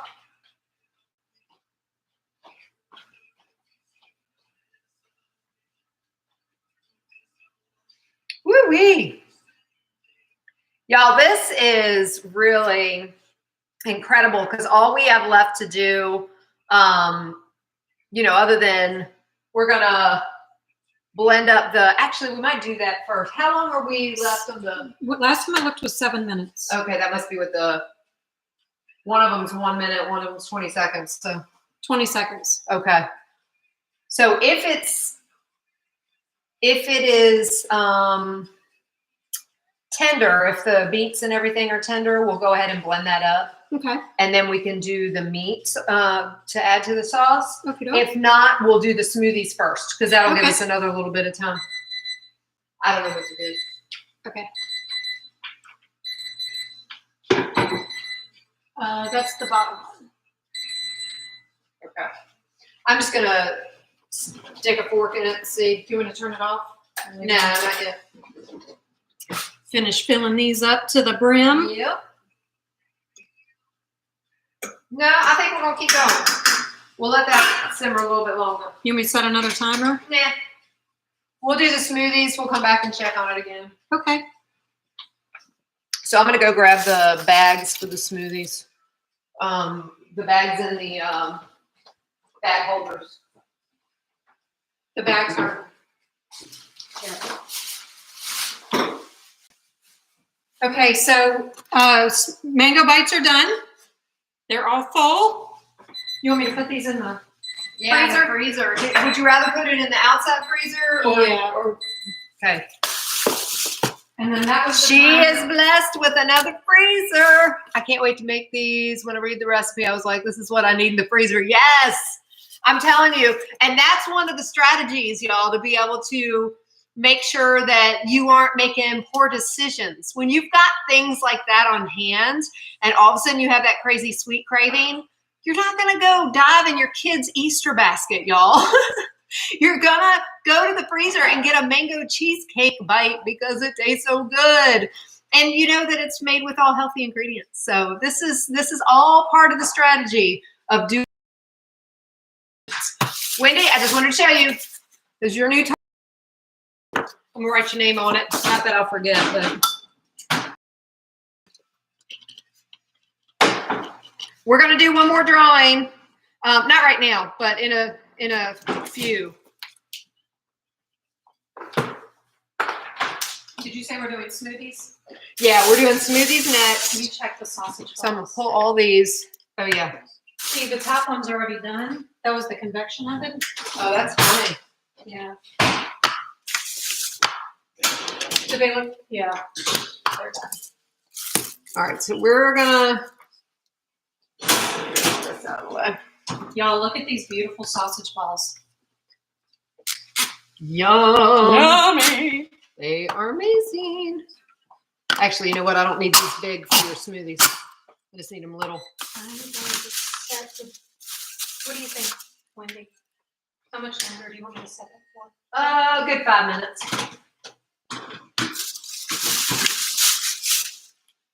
Guys, if you don't have baggie holders for when you're making these things, you can get away with doing, having just a handful of them. I have 12 because I'm going to use them. And this is a prime example. We're doing 12 smoothies. We're going to knock them all out at once. Let me get the blender out of your way. And I just have to tell y'all, I'm so proud of this one over here. The recipe that we are making for smoothies is hers. This is something that she loves, that she makes smoothies every day of this kind. And so I was like, hey, we'll go with what your recipe is. We don't need one of mine. So I love that. So you guys are seeing what her favorite one is, which is this, and she named it the Creamy Orangesicle Avocado Smoothie.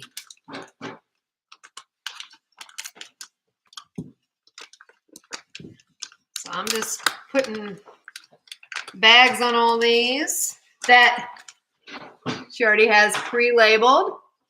So it says add 1 cup water, and that's all you need. 1 cup water. Enjoy. Again, these labels, y'all, they are worth the price of admission. We didn't have to sit around and write all that out last night, did we, sis? No, ma'am. That just blew my mind when I realized you had. She called me in a panic the other day. She was like, actually, I think she texted me, call me when you can.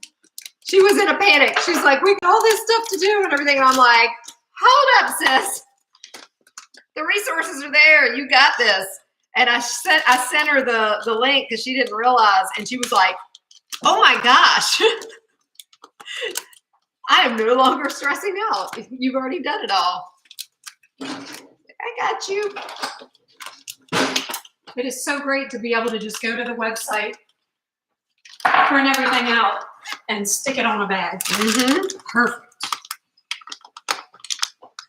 All you did was write your date on them.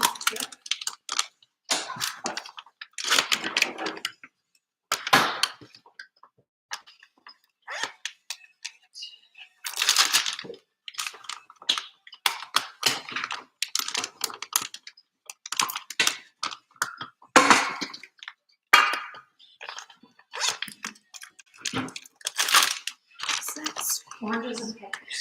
Wendy, what are you doing tonight? You ought to come out to that concert. Sold out. It's sold out. Oh, never mind. I was going to say, it's right in Richmond.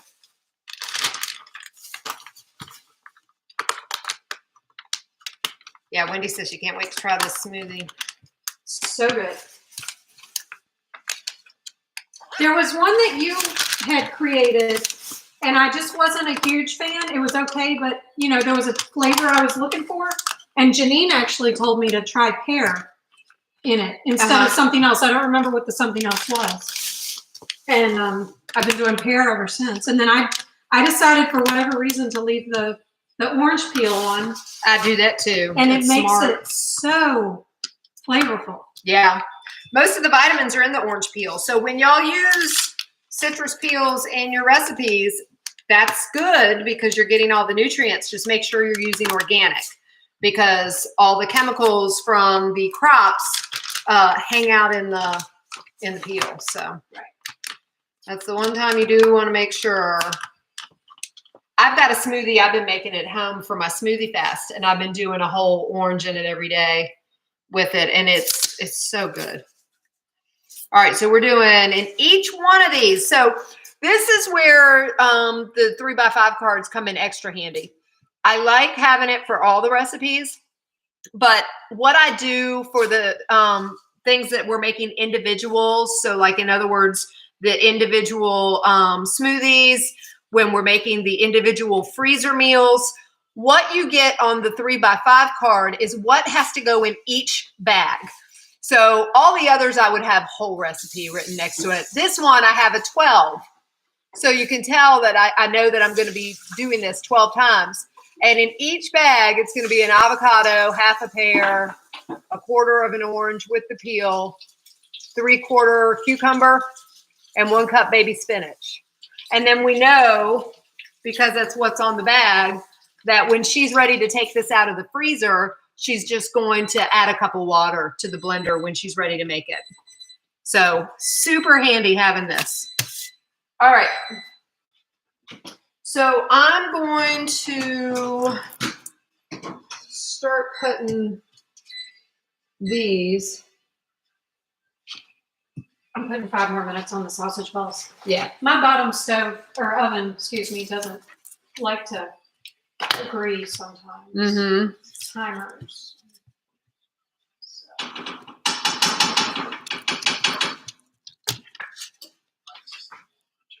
You're Do they look good? they're all right. They're gonna be fine. Okay.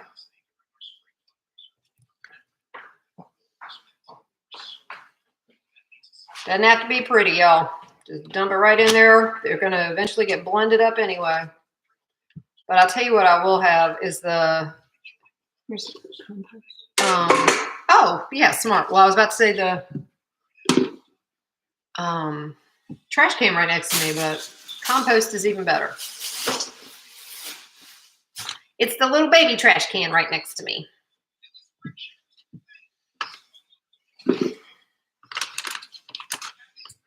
You can start cutting the pears and throw half a pear in each one. We can just knock this out together. Okay.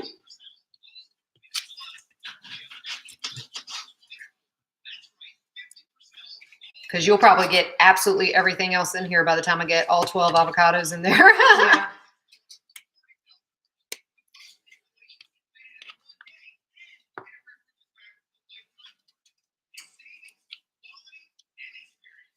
Amity was worried about these because were they too hard the other day or they were getting too soft? You were worried they weren't going to make it? I bought them hard so they'd be ready today, and they started getting too soft. Too fast? Yeah. Gotcha. So I stuck them in the fridge. Yeah, she put them in the fridge, and now they're good. They're a little hard, but not bad. It won't matter when you go to blend them. Yeah.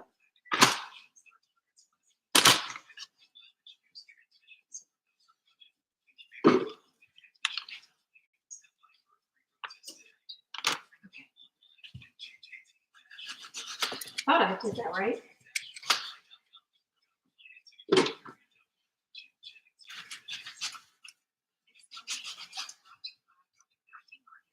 I cannot tell y'all how much benefit you get out of throwing avocados in your smoothies. It's if you're not an avocado person, my daughter's a prime example of this. She does not like avocado, but she will put half of one in her smoothie or quarter of a one. I can't remember how much she does. Just for the health benefits. She would never eat one raw like I do. But then she's getting all the nutrients from it, all the fiber, all that good stuff, and not having to taste it because that's not her favorite. And it makes it so creamy. It does. That's all it does. It just adds creaminess to it. There's really no flavor to speak of that it adds to it. So it's just adding the creaminess.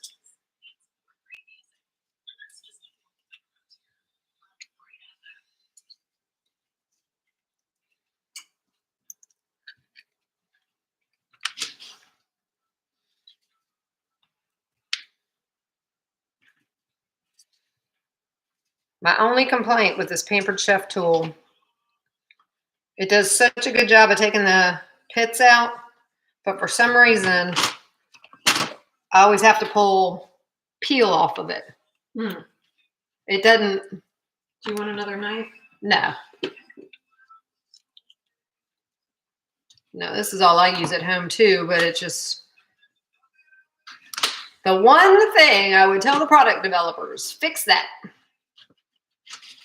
Because I don't know why that is, but it does it. Man, that sauce smells good. Doesn't it? Yeah, the beets were still a little bit too hard to use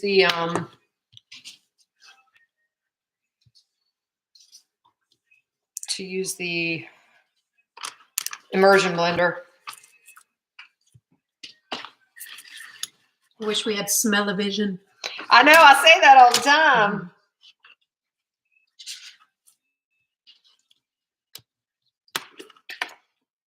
Some of these avocados are a little hard, but that's all right.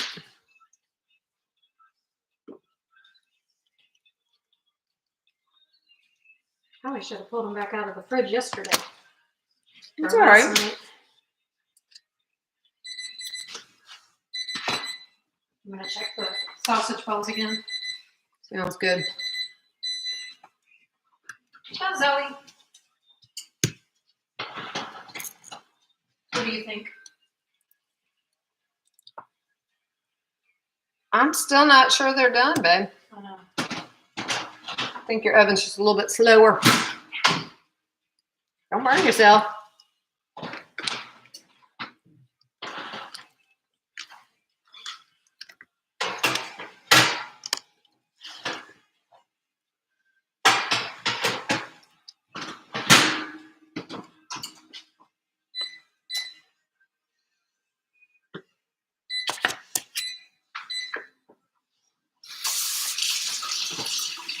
Okay? Yeah.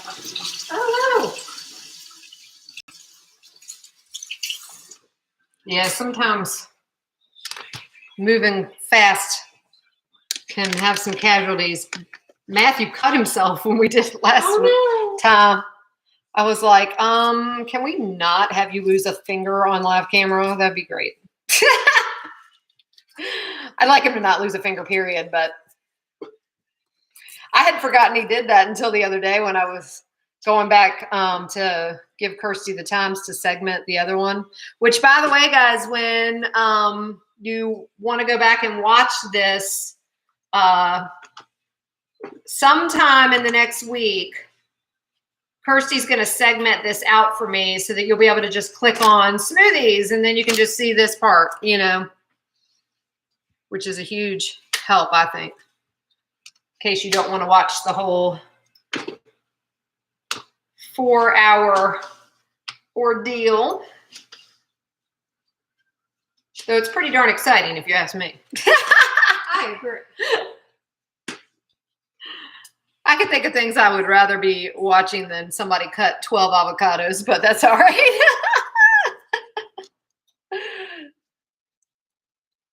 It's just the concept of how much we are accomplishing. Oh, don't make me start singing Crowder on the radio. Then I'll run everybody off. No.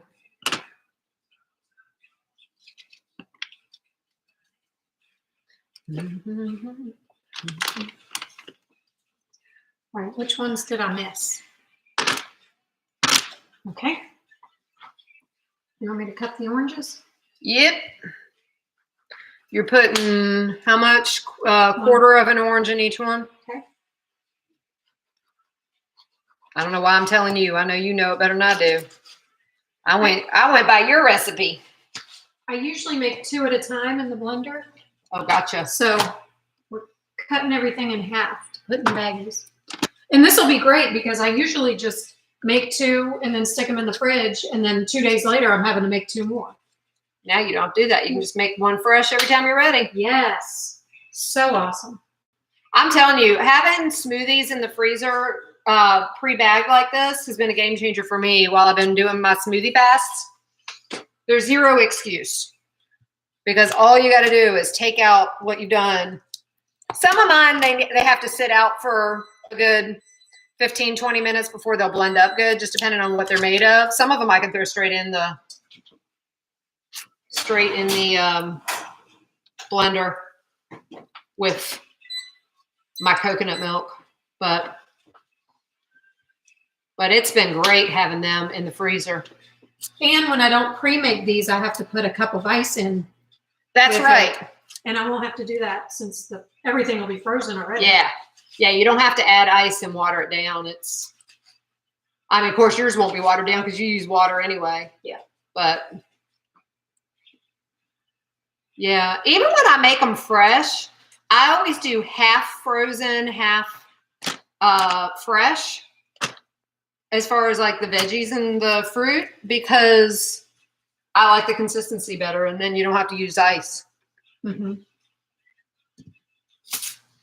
So I'll do like frozen cranberries or frozen blueberries with whatever fresh fruit I'm putting in there.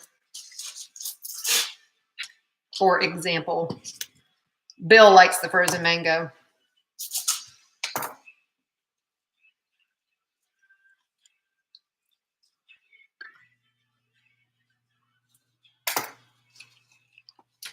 Tell me, is he good?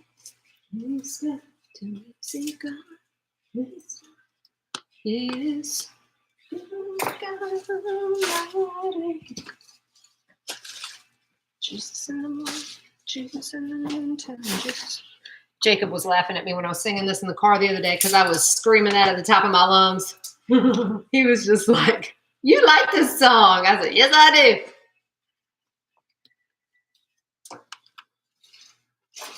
Have you ever heard this Bright FM? No. It's a Baltimore station, but they have an app, so I can listen to them everywhere. Oh, cool. Yeah, I love them.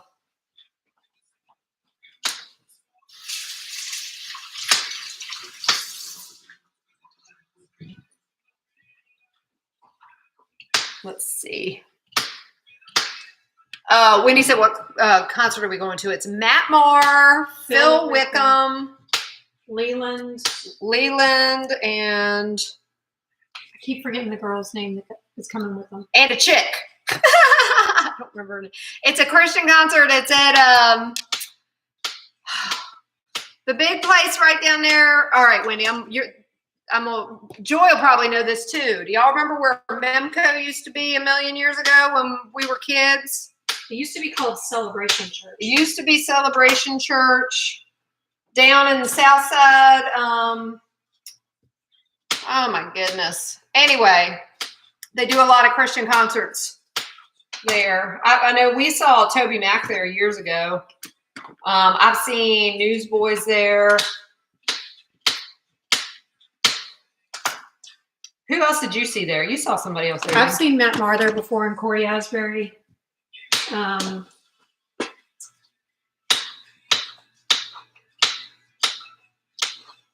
don't remember who was with. I don't know. I've been there a few times. Yeah. It's a nice venue. It is nice.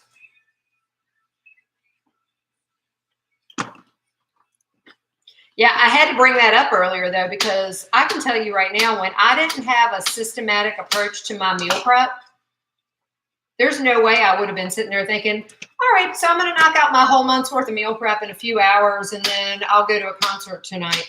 That would have never happened. That would have never happened. Absolutely not. We would have thought, no time for all that. Yeah. It would have been like, nope, I'm coming into meal prep this weekend, Amity. We don't have time for a concert. Not the case. I'm going to have all this done by early afternoon and ready to go play tonight. That's right. And we won't have a lot of cleanup either. Oh, Wendy, you saw the Newsboys there too? I wonder if we were at the same concert and didn't even know it.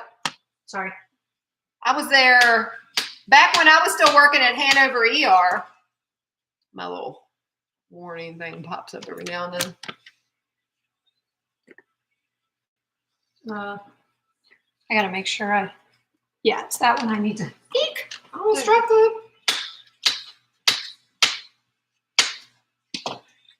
I've done a quarter of a cucumber in each one, and I just slice them up just because it's easier. Oh, you do quarter? I'm glad I have my glasses on. You're right. It's a quarter because I'm pretty sure I said 3/4. Oh, out loud. Gotcha. You see how well my glasses are serving me at the moment? Yes.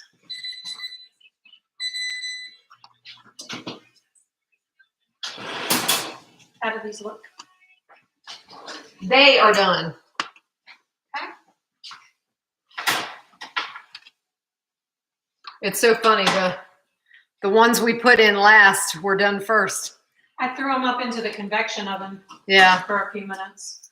That's good. They work. And these ones down here. Do these look done? Yeah. Okay. I think so. So now you just want to let those cool before we even think about putting them anywhere. Okay. 'Cause I will turn the oven off. Because we don't need that anymore.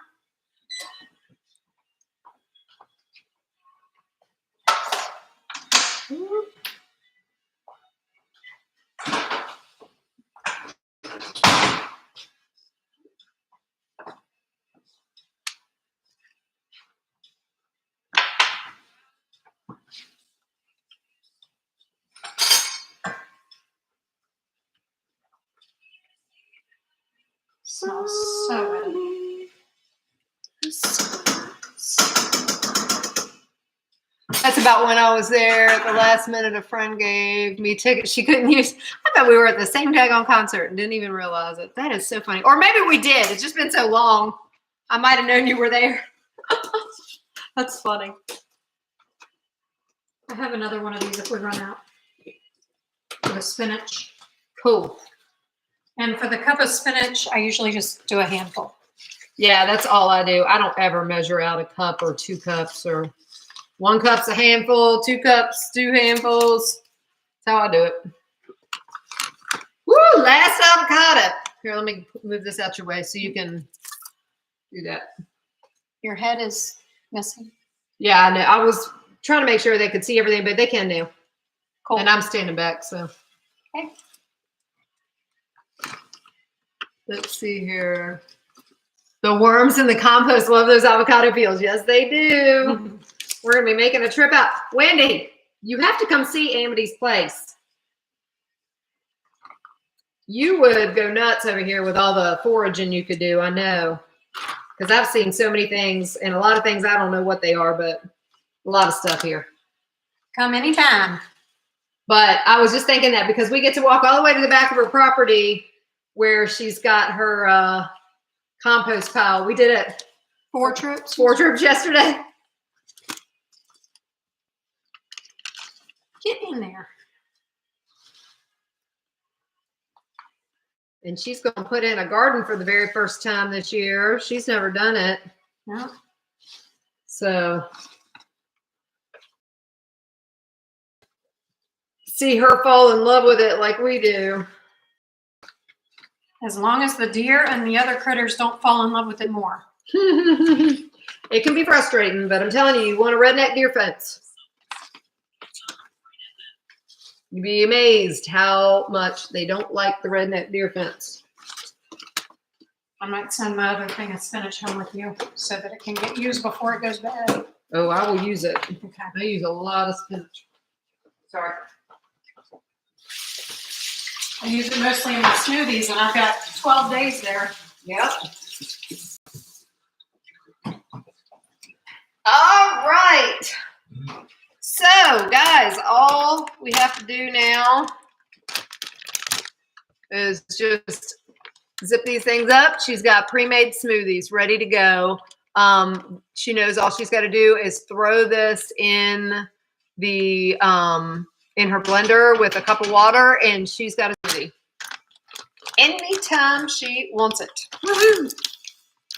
And you see how long it takes to cut all of this stuff. So imagine all the time we just cut off of your morning when you don't want to have to think about cutting up vegetables. I'm telling you, you know, vegetables and fruit, that's the one reason why I get bad about smoothies, is if I don't have them pre-made, I'm sorry, in the morning, I don't feel like doing all that chopping. Mm-hmm. I just don't.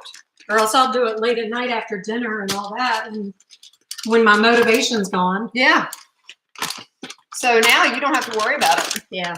I've been doing on average 12 to 20 smoothies at a time to keep on hand at all times. And I usually will do just like 2 different flavors just so I have a variety.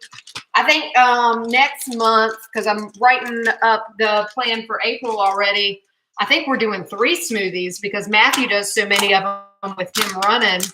And we're going to be back at Matthew's house next month. My son, for those of y'all that don't know who Matthew is.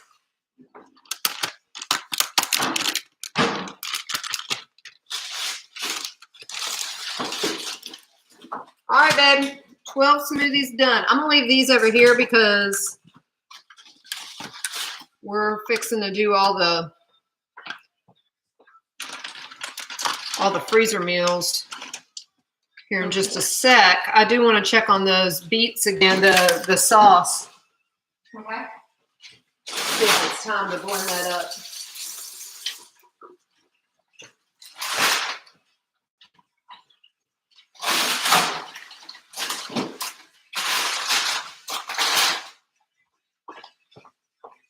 Yummy! Cool deal. All right, I'm pulling out the 1-pan steak and Parmesan broccoli, but before I do that, I'm going to go over here and I'm going to check our sauce. Let me see if y'all can see what we're doing over here on the stovetop. Have you stirred this lately? It's been a little bit.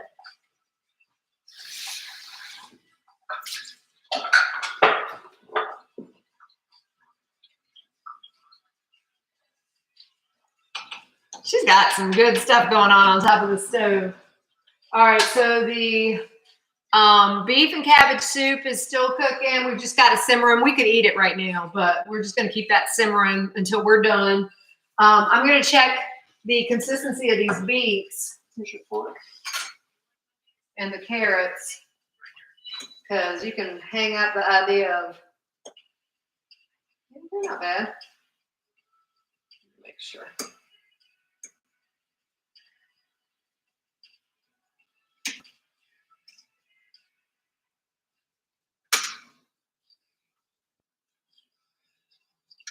Yeah, I think we're good.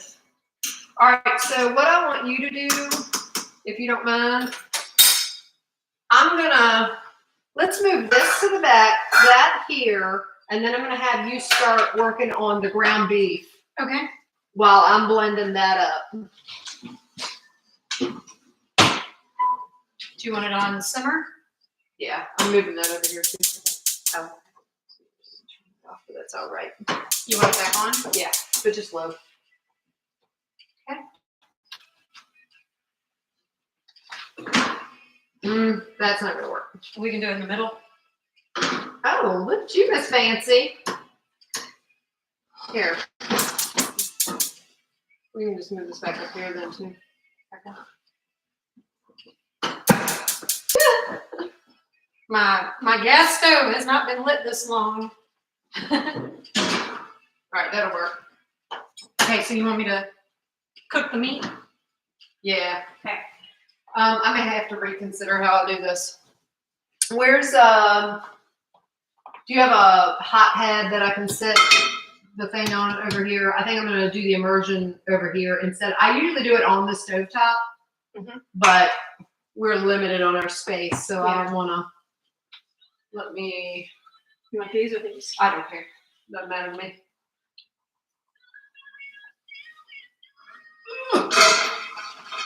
Got it? Yep. So Yeah, you can turn off that in the middle. Okay. I'm gonna grab the immersion blender. I'll probably just do it over here. And I have 3 pounds of ground beef. Cool. Instead of turkey. Yeah, we're doing ground beef instead of ground turkey in this. Again, personal preference. That's what they would rather have. And so that's what she got.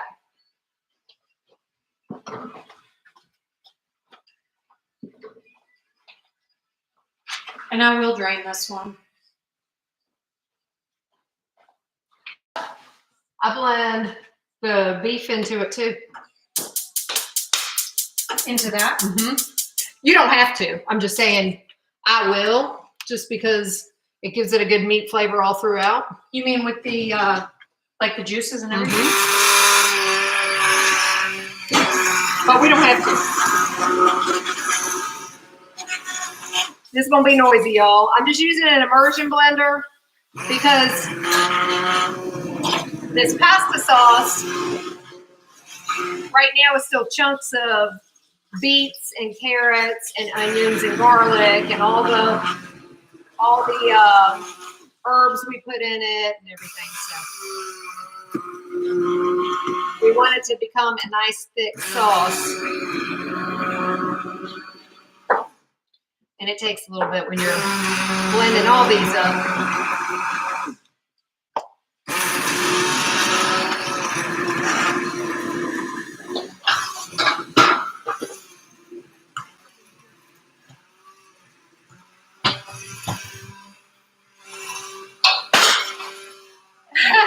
Joy says she's jealous of your gas stove and all your cabinet space. Me too, Joy. There's a reason I haven't done one of these for the world to see in my kitchen yet, because the space is just not as plentiful. That and I have too much stuff. But I'm a minimalist. yes, you are a minimalist, but I gotta have all I need in my kitchen. I can get rid of everything else in the world, everywhere else. I can wear the same 3 outfits for the rest of my life, but I'm gonna have my kitchen stuff. Yeah, I mean, we have made do with what I have, but I had to borrow a couple of things too. Yeah. Her mother-in-law has an apartment downstairs, and so she's had to go down and get a couple things from her. But it's been such a blessing to have some options.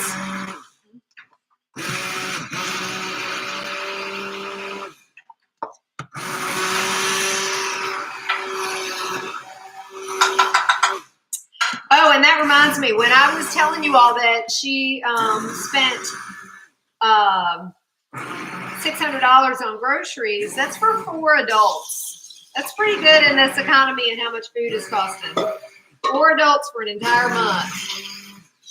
You know, there will be some produce purchased and things like that throughout the month.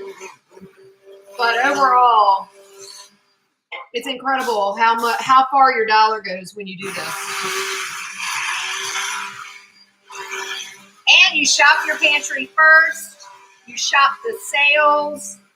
You do all that stuff.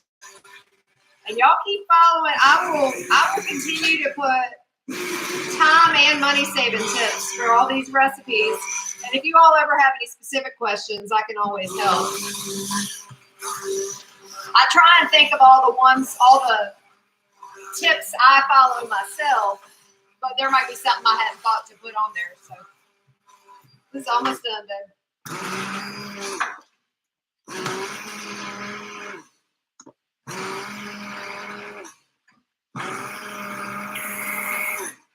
I switched to a wider pan so this will cook quicker. Good.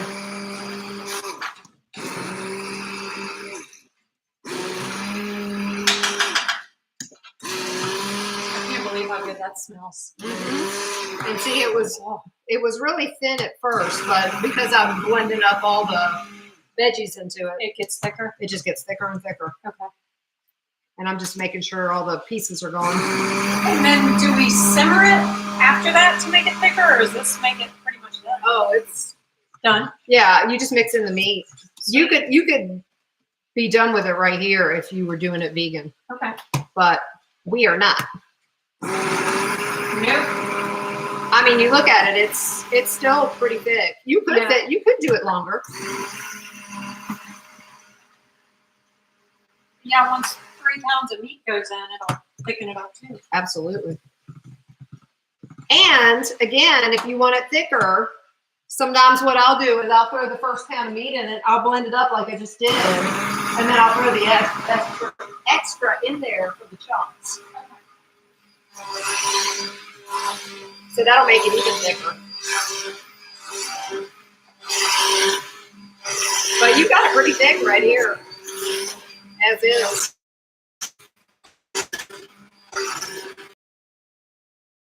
Sauce on hand, so that, I mean, you together in under 5 minutes and pull out your sauce and you've got it already cooked. And I mean, it's incredible. Or your chickpea pasta or whatever, you know. That's what we're gonna do. We said before we go to that show tonight, we're gonna pull out some zoodles and eat some pasta sauce. Woo.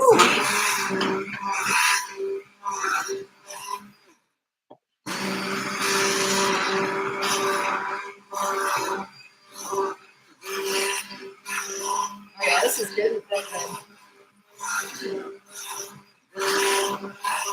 All right.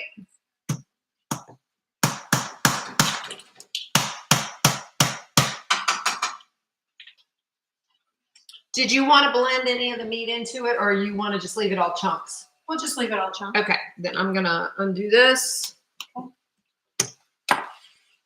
Y'all, you don't need a fancy immersion blender. I've had this same one for probably 15 years, and it's just a Cuisinart. I think back then I spent like $22 on it. I just got my son one at Christmas, and I want to say it was $30 in Kroger, of all places. They had it. So you don't need anything fancy. These things do great.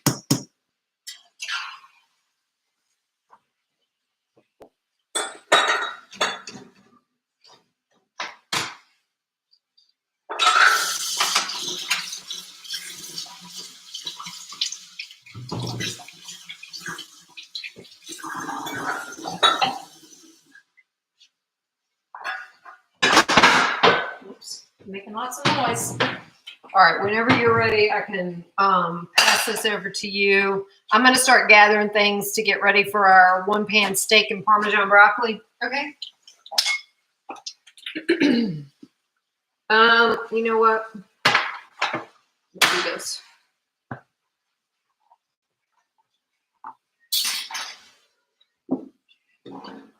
Actually, let me see if I can. I don't know if I can show the camera this. Not without dumping it on the floor. We'll try one more thing. Yes, there you go. See? It looks like tomato sauce and not one tomato in it. Joy says I need all my kitchen stuff too. All right.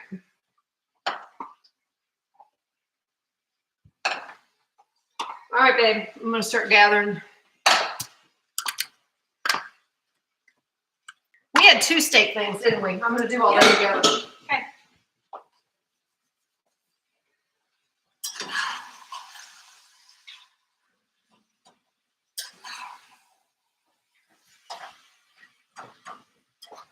One of them, they're not out of the containers yet.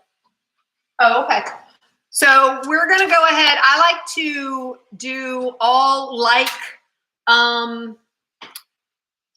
meats together when I'm doing my freezer meals. It just seems more sanitary to me. I guess it really doesn't matter unless I'm, you know, I don't want to touch raw chicken and then touch raw beef. I don't know why. It probably doesn't make a difference, but it does to me. So we're going to do 4 of the steak and Parmesan broccoli, and we're going to do 4 of the Chinese beef and broccoli. Because these are the freezer meals now, I'm going to make these big. I kept them small for the smoothies. And one thing I didn't tell you, I did half of the bell peppers that what you called for because Mom and Mommy are the only ones that are going to eat them. Oh, okay. So Sounds good. Let me get this out of the way. I don't need these. because those are some nightshades I do avoid. Yeah. So one of the keys to keeping yourself organized is to continuously clean up after yourself, because you gotta, if you just have, you know, stuff from your other recipes laying around, you are going to get confused. I do. That's when it starts overwhelming me. And I don't want to feel overwhelmed. All right. So again, the bags, the labels, they're amazing. Let's see here. Joy said, I think immersion blenders are so much safer than transferring whole liquids into a traditional blender and blending it up without overfilling it and it spewing out. Absolutely. When you're dealing with hot stuff, there is no way in this world. Like when I used to do it too, Joy, I used to put hot stuff that I would make and pour it in a blender for soups and stuff like that.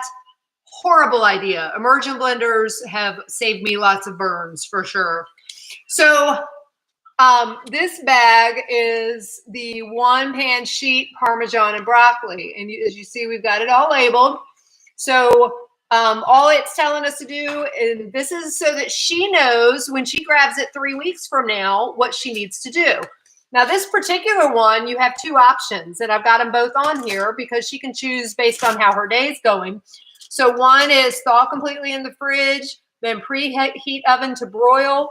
Place all contents of bag onto a baking sheet, broil for 8 minutes, flipping steak and broccoli halfway, remove from oven and sprinkle half cup Parmesan over broccoli.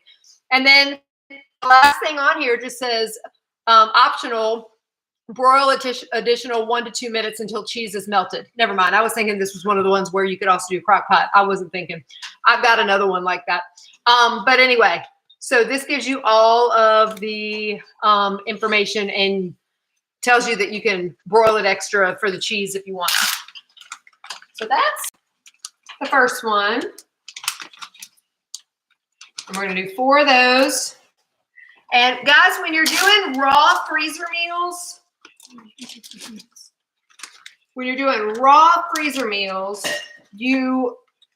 does not taste like leftovers. It just tastes like you just freshly cooked it because the meat has not been cooked yet. So that's why we do these raw. It does not taste like you have cooked all of these today and cooking them and reheating them in 3 weeks. That's not what you're doing at all. You're just putting them all together so that all you have to do is dump them and roll. No prep work at all on that day.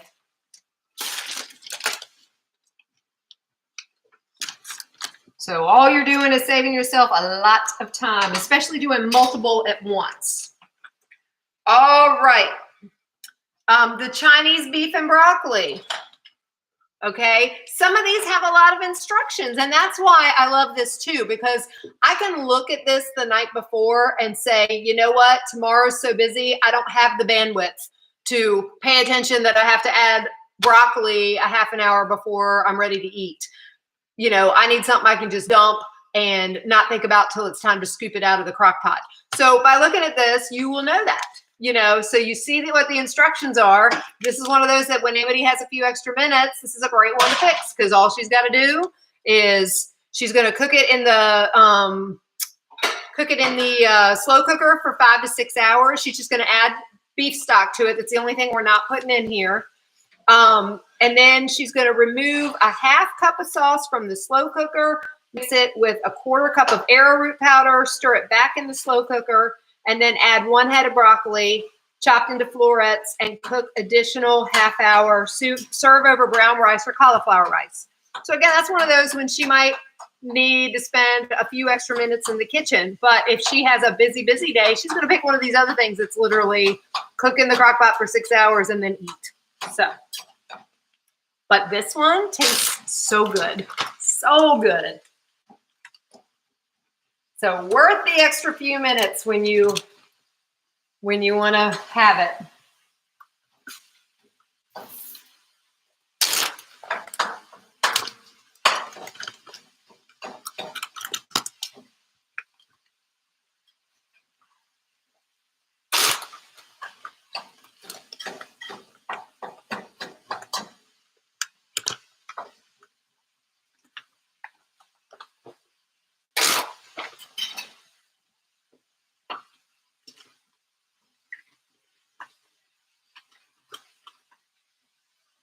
I was a bit skeptical about the uncooked hamburger meat, Wendy, but you were right.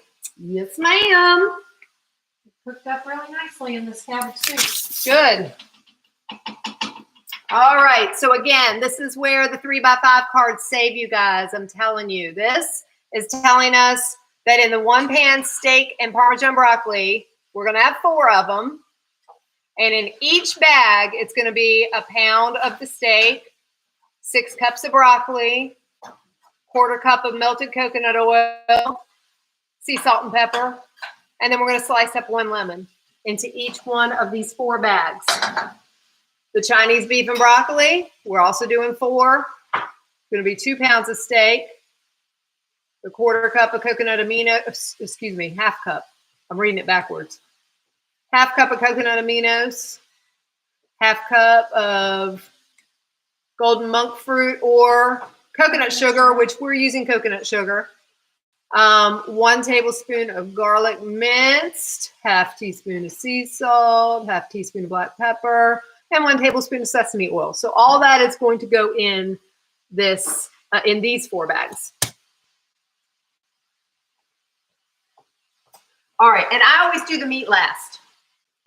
All right, so broccoli is where? There's another one. Sissy did not want to cut up a million heads of broccoli. I think she is very smart, so we're doing frozen.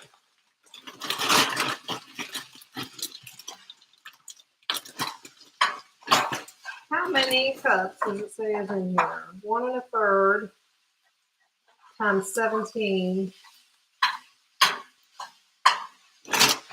I need my handy dandy calculator. 1 1/3 times 17. I want to know how many that is because I can figure out.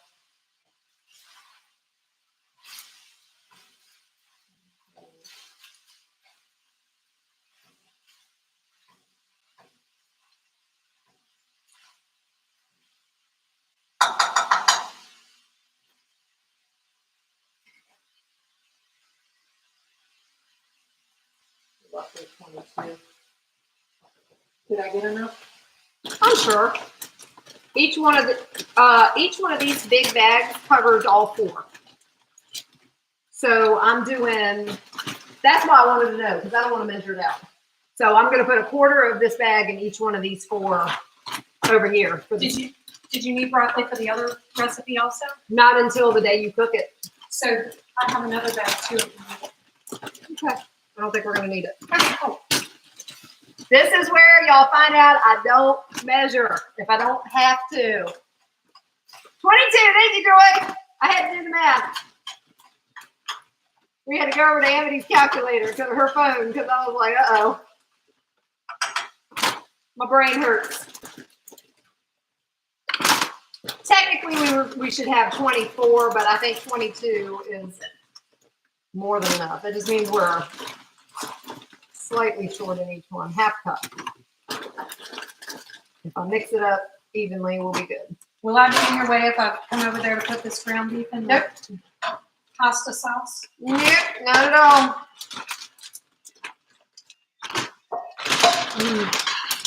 Good stuff.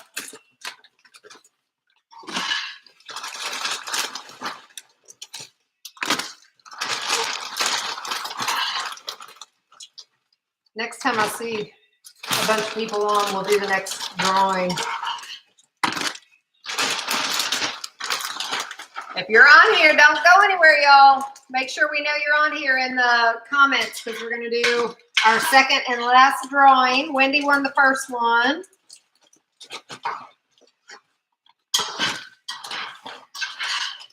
Margie and Joy and Michelle are all still in the drawing. Hopefully you're still here. All right. They all look even? I think so. I don't want to waste anything. So there we go. Oops. Hey, Zoe. Oh, Zoe. You want some broccoli? Broccoli? Here she comes. I hear her. She's like, sweet. Michelle just texted. She's still on.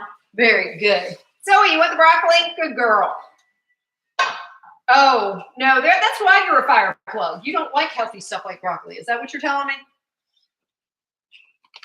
She's like, do I have to? All right, we need melted coconut oil. I need half a cup total.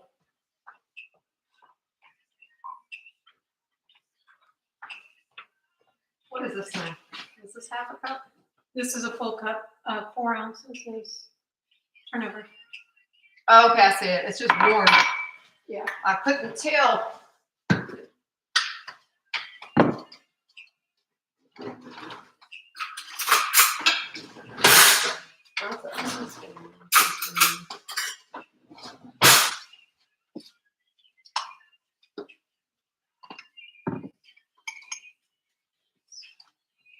Now, if I had to put broccoli in the other one, I would have done the broccoli in all 8 first, but I don't. Even though it's Chinese pizza broccoli, we aren't doing the broccoli until the day of it being cooked on that one. It keeps it crisper. You know, with the Chinese broccoli, Chinese pizza broccoli, you want that to be, you don't want it to be so mushy. That's a fantastic recipe, y'all. All right, let me melt this.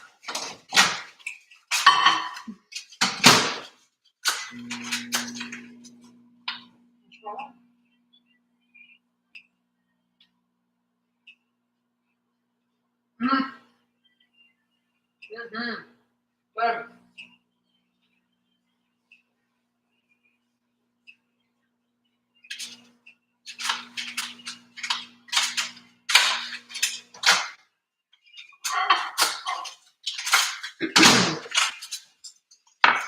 we just had a sausage roll. So good. Mm-hmm. Y'all need to make this.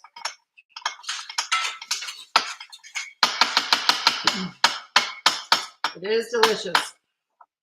I melted this, but I didn't go full on hot melt because pouring it in plastic, I don't want anything super hot in there. You're so smart. Well, I do as little as possible of heat and plastic because we don't want all that plastic leaching into our foods. Right. That's a good point. That's why we do glass bowls that you're going to be reheating in and not plastic. Right. I stress that in the book, y'all. I mean that. You do not want to heat up plastic. I did it for years because it was cheap. There's a place you do not you don't skimp. All right, salt and pepper. Do I have salt and pepper? I'm sorry, I thought I had it here. Salt. And then you've got the 4 lemons. Okay. Yep. You go. And then, oh, you got steak already. Mm-hmm. Whoa, that's a lot of pepper. When you taste the one that's a little peppery, you'll think of me. I'll have flashbacks to when I peeled open the freshness seal on that this morning. And it all. Oh yeah, that was funny. Randy and I were like, why is she gagging? Thought she was gonna cough her head off. All right, salt and pepper done. Slice these lemons. Oh, I need this. Actually,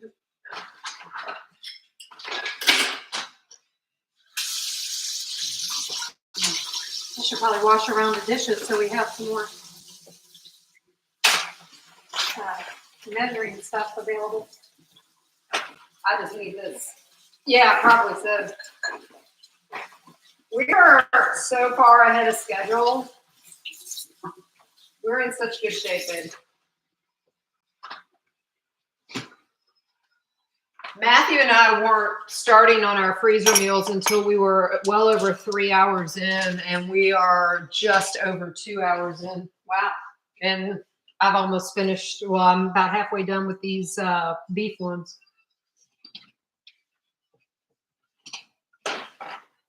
All right.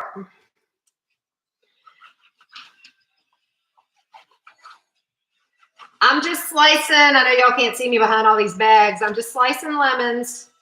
They're going right in each bag. I'm doing a whole lemon in each one of for the 1-pan steak and Parmesan broccoli.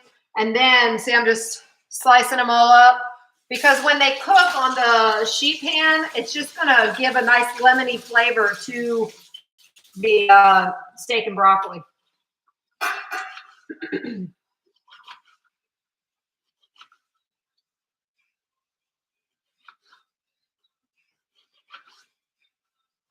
And before I add the beef, I'm going to fill the other bags with everything that they need for the Chinese beef and broccoli. And then the very last thing I'll do is fill the beef in all 8 of the bags. You don't need to worry about getting the seeds out of this because you're not doing this to eat the lemon. It's just for the flavor.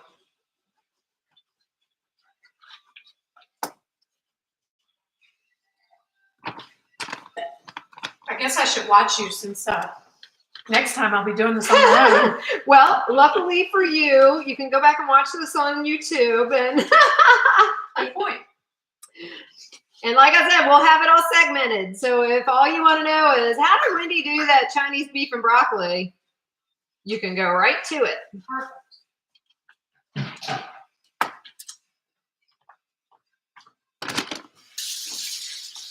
I am not wasting this lemon juice, so in she goes. All right. That should be everything of the steak and Parmesan and broccoli. Now I'm going to finish this Chinese beef and broccoli. So coconut aminos.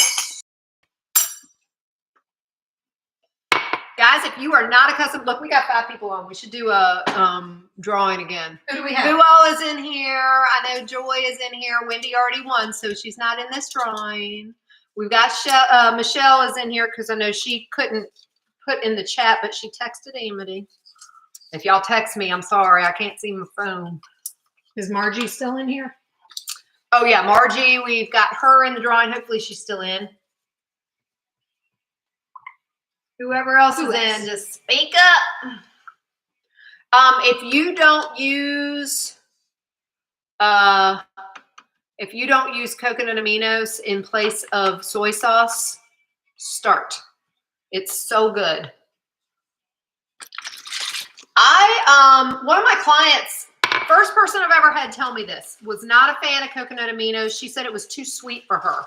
I've always felt like it was a perfect, exact substitution for soy sauce. But it was for whatever reason, just a taste that she got in it. But she looked it up on the internet and it said that you can get an even more exact flavor by adding salt to it, which salt is going in this recipe anyway. So, but just if you guys are ever putting coconut aminos in something without salt, that's just an option. You can add more salt to make it taste even more like soy.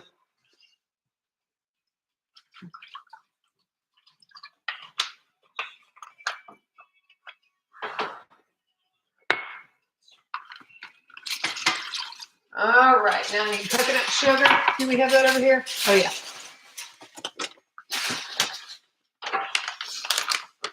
I don't see anybody else speaking up. Somebody else must be in here. Y'all put in the chat if you're in here so we know, so we can put you in the drawing. Half cup. Dry? Yeah.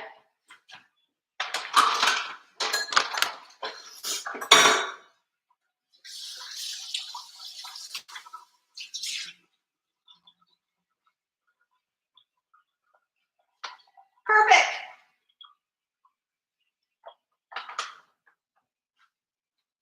Gracias. All right, so we're doing half a cup of coconut sugar in each one of these.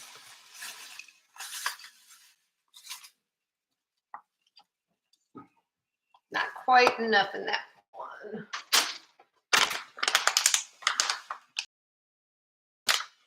To make this lower carb, you can do golden monk fruit. I've done both. I don't use it a lot anymore. I really have just about fully converted over to, if I'm going to have something sweet, I'm going to use coconut sugar, or I'm going to use, where's the daggone scissors? Coconut sugar, or, where's Adam? Did I cover them up? Okay, well, I got another pair over here somewhere. I think I just covered them. But I'll use either coconut sugar, maple, or raw honey, organic maple or raw honey. Michelle's still on. Okay, Margie, are you still in? All right, I'm gonna dump half cup coconut sugar in each one of these.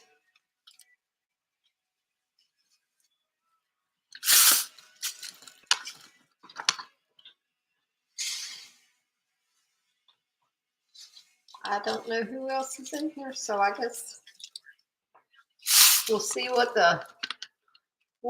happens with the drawing. You want me to go ahead and do it? You can go ahead and do it, and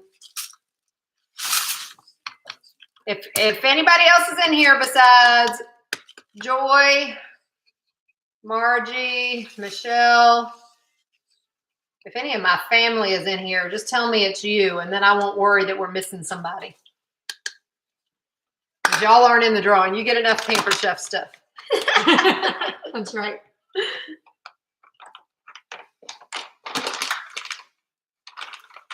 How many does it say? 5. But I think I'm one.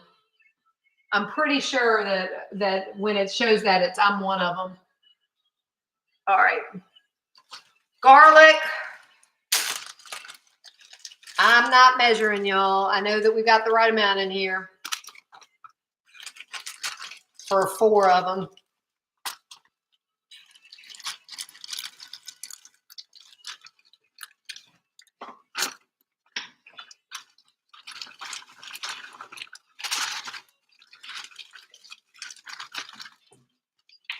All right.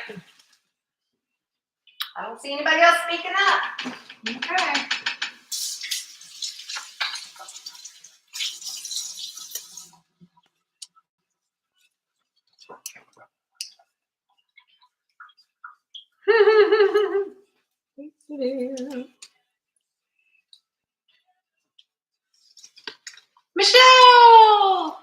Michelle, you are the winner of a stone fruit wedger. Congratulations. And if you want a Massey Wellness shirt, I'm not pushing those on anybody. I just am going to happily share them with anybody who would want one. Let's see here. Congratulations. And now let's see, I did the garlic, sea salt, and pepper. I guess I could have done the sea salt and pepper when I was doing the other one. That's all right.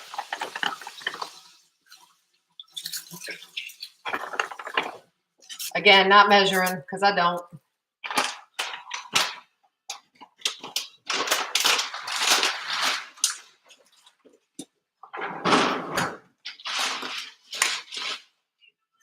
I'm just going to take a pinch of pepper rather than me dump half the bottle in like I tried to do on the last one. All right, and then I'm going to do a tablespoon of sesame oil in each one of these, and then I put the beef in all 8, and then we are good. Oh, let me open this.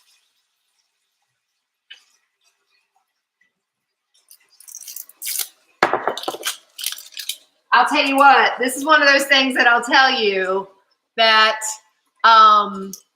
if you absolutely could substitute out other oils for the sesame oil. But if you want that authentic Chinese restaurant flavor, you want the sesame oil in this recipe. It is really key to giving it that authentic flavor. I just broke your lid. That's okay. So that's one of those things. You can absolutely sub, but that's one sub I don't recommend if you want it to taste truly like a restaurant Chinese beef and broccoli.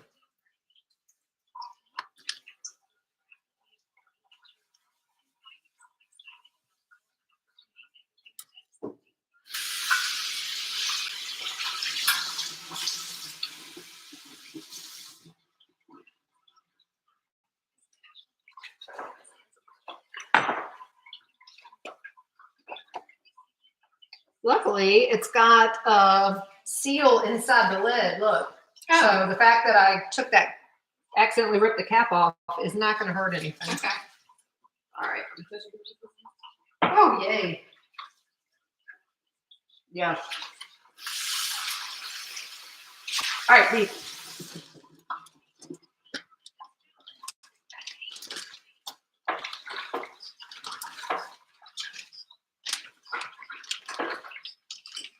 Did you measure these out, or this is just all of them? It's just all of it. Okay. So this is all the meat that's going in these 4 Chinese beef and broccolis. We're just going to do it evenly. Look, she sliced it up so nice. It's going to be so good. Oh my gosh, the sesame oil smells awesome. I need to smell. Ooh. Doesn't that smell good? Oh my goodness, what have I been missing? That's what I'm telling you. You don't want to sub that out for anything. You know, financially, sure, sub it out if you need to, but that is one of those things taste-wise, you want that sesame oil in this recipe. I'll never tell anybody to go in debt over sesame oil, but for sure, if you can do it, use it. Make sure I got it pretty evenly split here. This is where these bag holders come in such handy, y'all, because imagine how difficult it is to be holding a bag with one hand and loading it up with meat and stuff like that you don't want to really touch. All right, and because I'm already touching the beef, I'm going to add, so she has 1 pound in, roughly 1 pound. They're like 1 point something in all of these. This one is exactly a pound. And that's what's going to go in whole into each one of the 1 pan steak and Parmesan broccoli. This does really well if you bake it whole, or when you do it under the broiler, you do it whole. That way it doesn't cook too much. And then when you slice it, it'll be still nice and pink on the inside.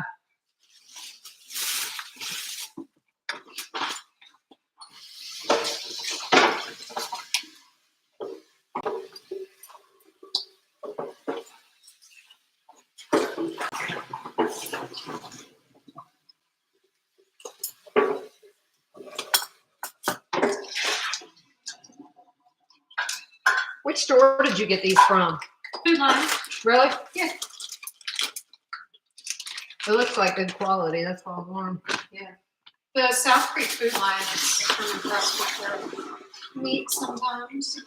Sometimes I have to go to Publix, but they do have the organic chicken, which is nice. Oh, that's good. Do they have the sausages there? Because that's the one thing that drives me nuts, that it's really hit and miss if you can find a decent sausage at any of these places. I have a hard time finding decent sausage. I love it when I go out to see the kids, because both of them shop at Kroger, and Kroger's got all kinds of options for sausage.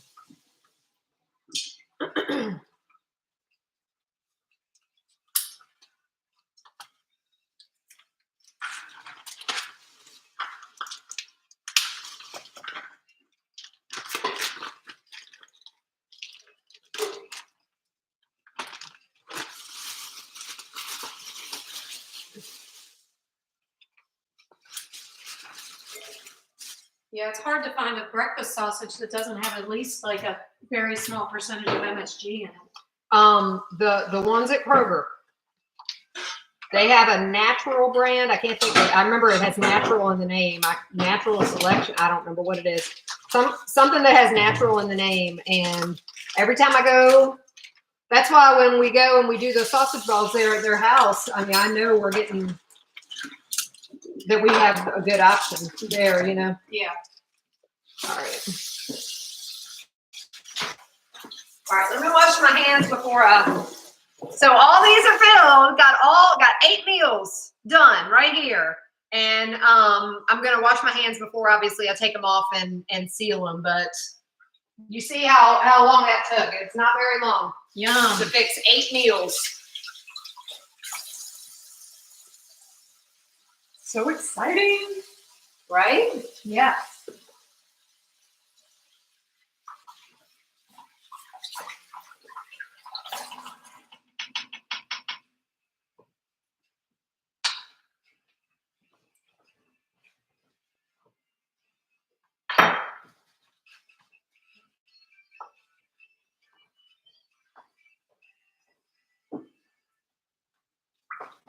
All righty. So what you want to do when you pull these off is you want to make sure that you get as much air as you can out of them.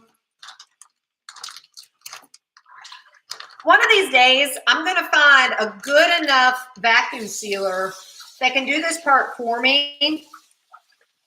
I haven't been happy with the ones I've had when you have a whole bunch of different stuff in here. You know, it's going to like suck the juice out and stuff like that. I've got them that I like when I do my breads and things like that. And when I do my veggies, you know, like when I do a whole bunch of cut up potatoes and onions and stuff like that from the garden. But anyway, so you do the best you can, squeeze all the air you can out of it. And you're going to lay those flat in your freezer when you are ready.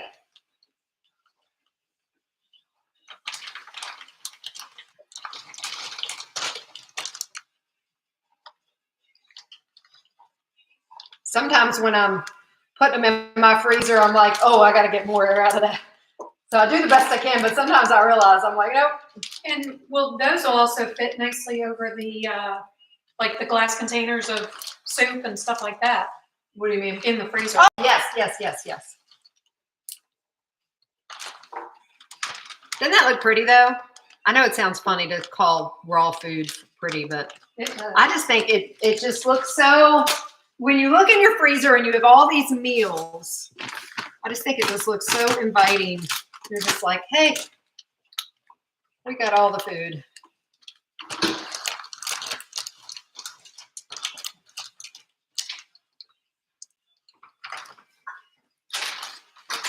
Oops.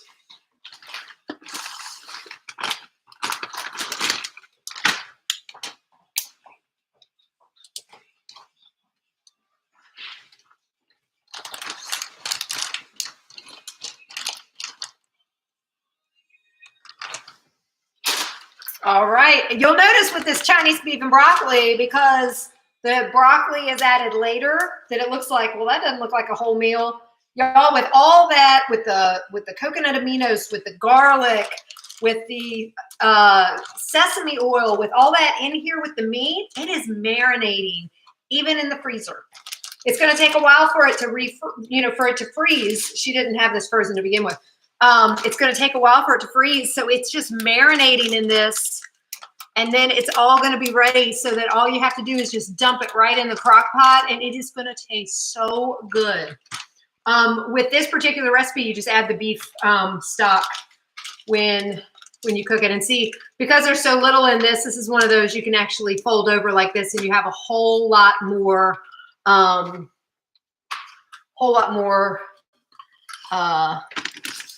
space available in your freezer. Hey, Margie, welcome back. Since you had to take a break and pick up my car.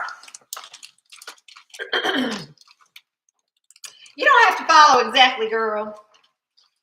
Hopefully this will inspire people to fix a lot of the things that we do, but there's going to be other things that they want to fix too. So Even if you fix just a handful of these recipes, you're going to cut a whole lot of your time down on your month. But we are at 10 minutes shy of 3 hours. And what do we have? 2 recipes left? 3 recipes left? chicken and pork. That's it? So we just have to do the chicken and the pork recipes. And we're just 10 minutes shy of 3 hours. 2 chicken. 15 minutes shy of 3 hours because we started at 10 after. So pretty amazing.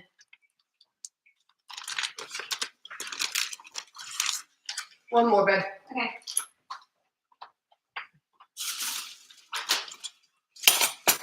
Let me clean up my mess since I had raw beef over here.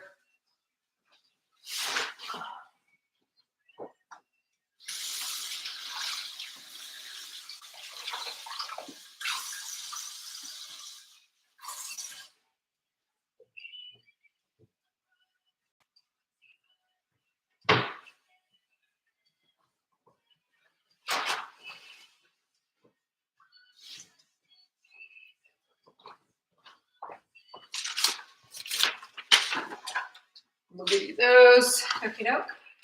I don't need all these anymore. I know we are only doing 3 of the pork. Do you remember? Is it just the chicken fajitas or do we have 2 chicken recipes? Rosemary chicken. Oh, we got the rosemary chicken too. Okay, so 2. Okay. 4 rosemary and 4 chicken fajitas. So I don't need 4 of these.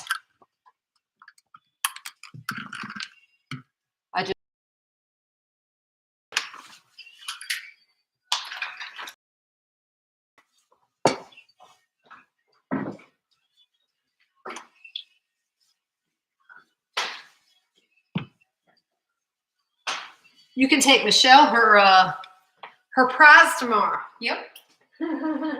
When you see her at church. Yep. All right.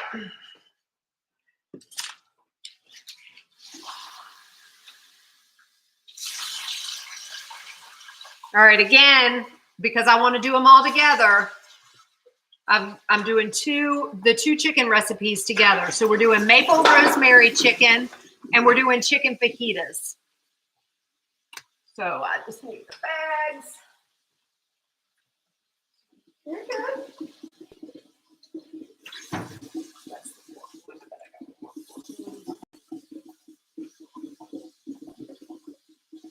Michelle said, woo!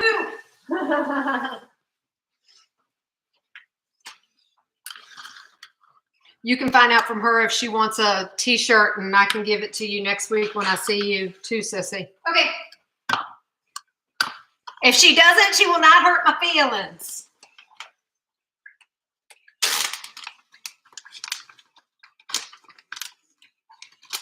All right. Chicken fajitas.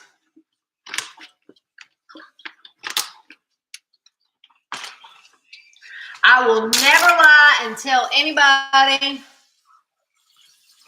that this is an easy 4-hour marathon. What I will tell you though is it's worth every single minute because once it's done, you're set. For the whole month. For the whole month. Yes. Or if you're single like my son, if you do the same amount of food that I recommend for 2 months. He was just talking yesterday because we're going to do this again at his house. We did it in February. We're going to do it again this time next month. 4th Saturday in April. We're doing it at his. And he was like, I'm going to just be ready for you again. Because we did 2 months worth of food for him. It was the same amount. It's just for a single guy.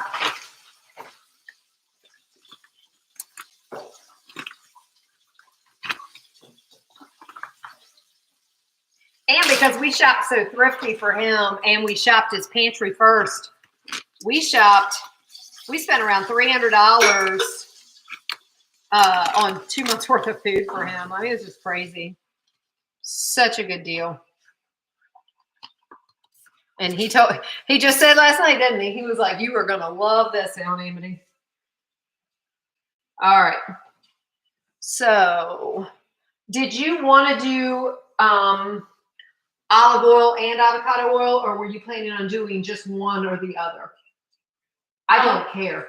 I have both. Okay, so we can do both. I usually do. Which one? Avocado oil in the fajitas? Yeah.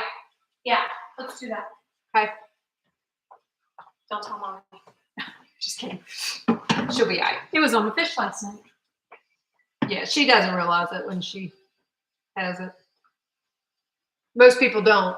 They have no idea. Yeah, it doesn't taste like avocados. Mm-mm. Oh, you need.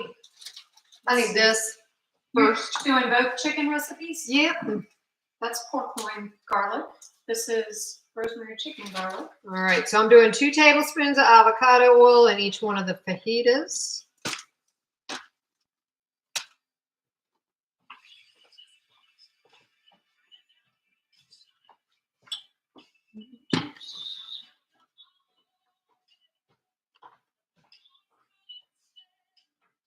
Another good song.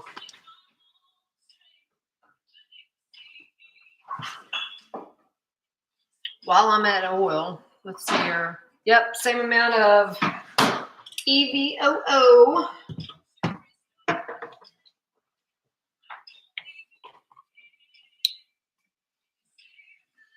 This is one of those things that I put in the money saving stuff. If you only want to buy one of these oils, for most recipes, avocado oil and olive oil can be easily interchangeable. If you're going to cook something super, super high temp, you want to use avocado oil because it has a lower smoke point. Or excuse me, a higher smoke point.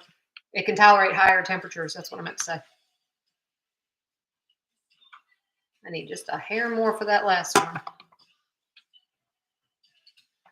Did I miss one? No, maybe I already did it. Okay.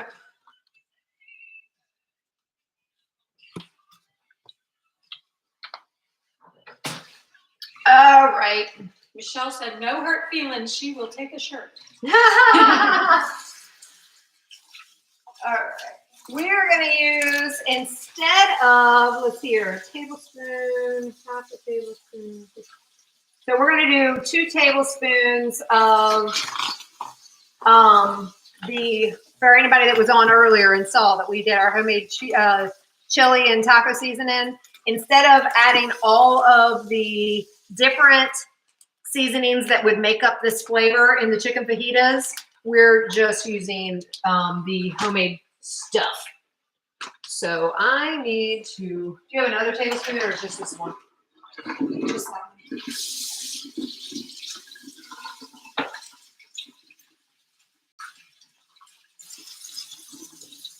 Sorry. No, you're fine. I'm making sink space. Good deal. That is something Matthew and I did a poor job at. We had so many dishes to do at the end. If you can clean as you go, you are definitely blessed. When I tell people that you really want to do this, yeah, Wendy says it is worth it for sure. Doing all this in 4 hours. Found your scissors. They were hiding. Yeah. When I tell you that you want to do all this in one day, trust me when I tell you this is a process. So once you get all cleaned up from this, you don't want to think about doing it for another month. So, you know, it's one of those things where I used to say, okay, I'm going to do a little bit today, a little bit tomorrow. I wouldn't do the tomorrow. I would be so tired after what I did that first day. I had no desire to do it tomorrow. So I just didn't. And so when I developed this strategy, I was like, this is a game changer because yes, it's 4 hours. It's tiring. Sometimes it can go up to 6. Just depends on what you're making. That's why I try and do my easy stuff. But you know, then you're done. Whole month. It makes it a whole lot easier to think of it like that when you know that there's a big old light at the end of the tunnel and it ain't a train. Yes, ma'am. So true. So true. All right, let's see. I didn't need any of that for in there. Nope. Okay.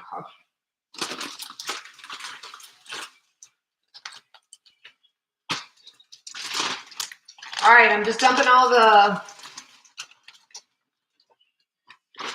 peppers in here for the fajitas.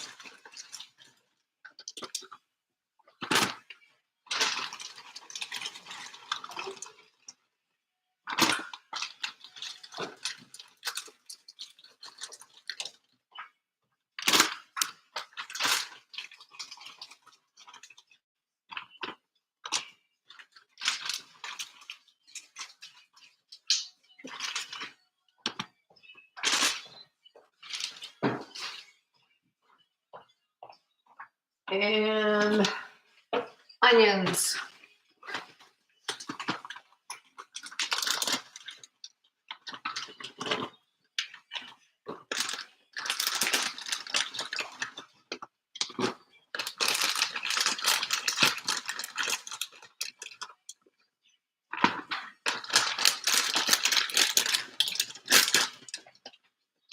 My hope by y'all being able to see this happen, even if you don't watch the whole thing, I would have a hard time sitting and watching the whole thing, but that you can see that it can be done.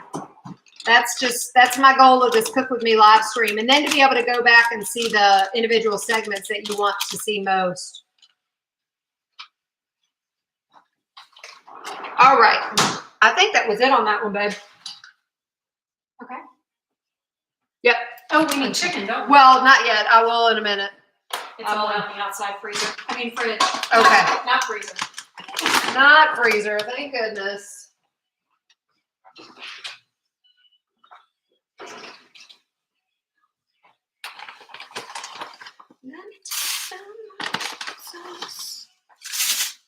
All right, 1 teaspoon of Himalayan pink salt in each one.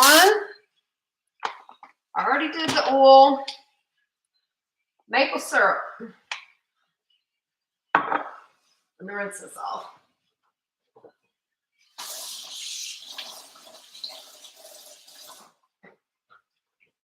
Hey, babe, do you have one of those little bitty scrapers like what we have with Pamper Jeff? Downstairs. Okay, I can do fine without.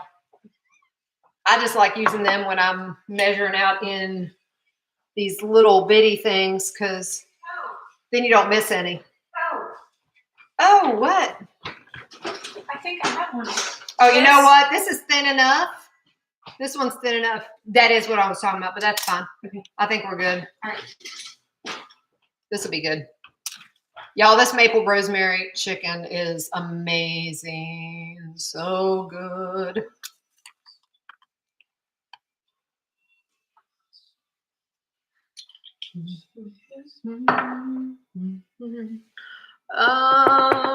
Half tablespoon of lemon juice. Just gonna use this.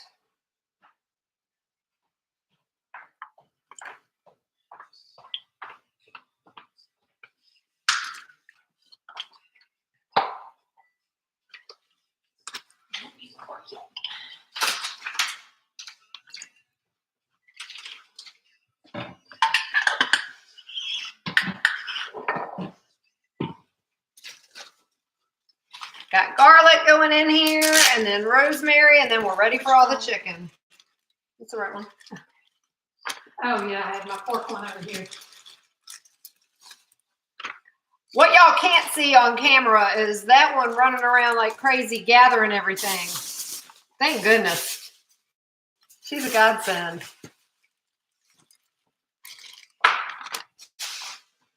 She's definitely helped time down quite a bit. We're going to beat our 4-hour plan, which is a beautiful thing.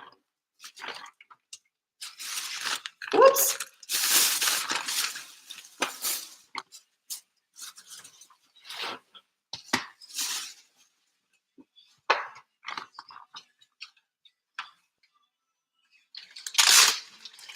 All right, fresh rosemary.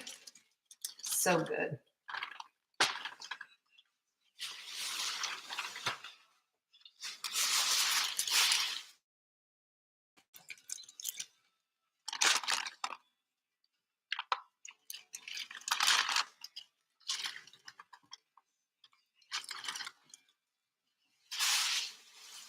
All right, all we need is chicken now. I need 2 pounds each of these and roughly a pound of strips in the other one. What you looking for? I'm trying to calculate and my brain is exploding. These are all strips, but I think we may need to use some in the rosemary. Okay. I'm gonna do a pound each of strips in these. Okay.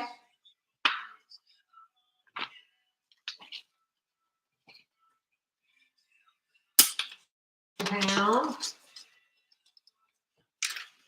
This is just over a pound. This is a pound. This is almost. Do you have any that are under a pound? No. Okay, I just wanted to be sure I didn't short you somewhere because I'm just, if it's over, I'm just throwing it all in there. Okay. What is that, 2? It's like 1.4, and this is 1.8. This is 1.8. Oh, is it? Mm-hmm. Oh, okay. My eyeballs aren't working either.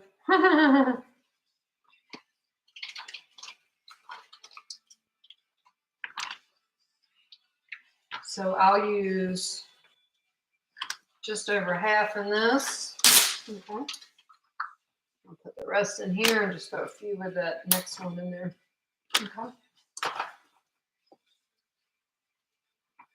And the rest of those can go with this to one of the rosemaries, probably.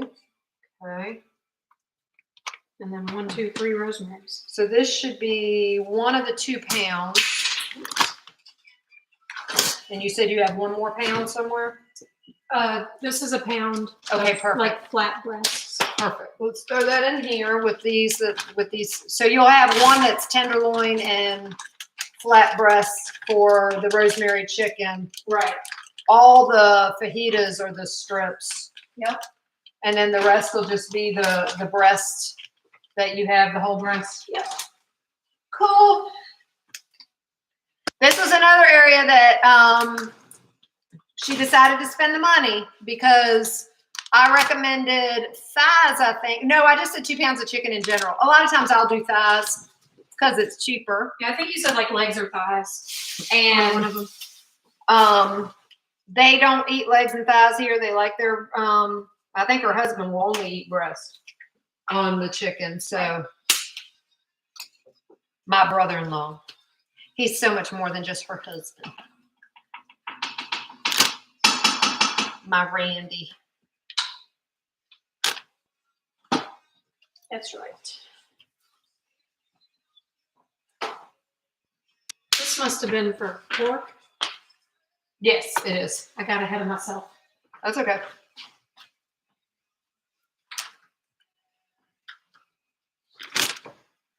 And since this is going to be cooking in the crock pot, even though you've only got 2 breasts in there, you'll be able to cut it.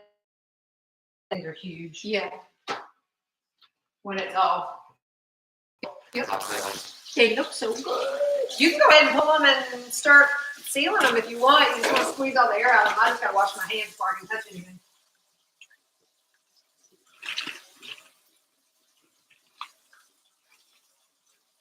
I still got that sesame oil in my nose. It must be because it's over here in the sink. Yeah. So good though.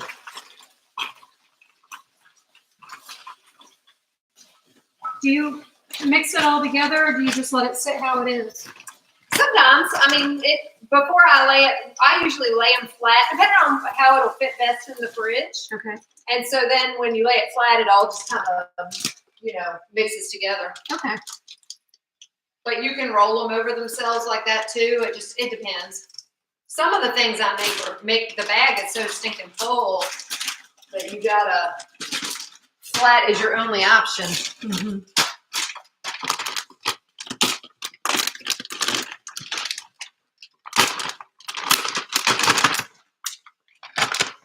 And this is one of those examples of a meal that you can have a side dish with it. You know, just do steamed broccoli. You can serve it over rice, anything like that. Won't have veggies with them, but it is. It says on the bag that, yeah, serve with salad or vegetables of choice for this maple rosemary chicken. Are you doing flat?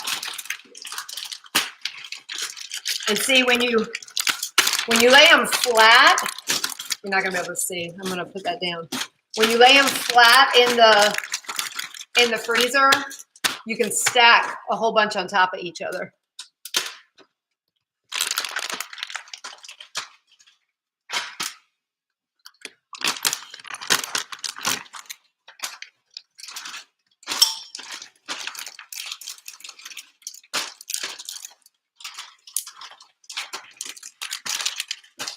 So if anybody ever wants me, if you think you've got a good kitchen to do this in and you ever want me to come do this at your house, I'm starting to line people up. I've already got somebody lined up.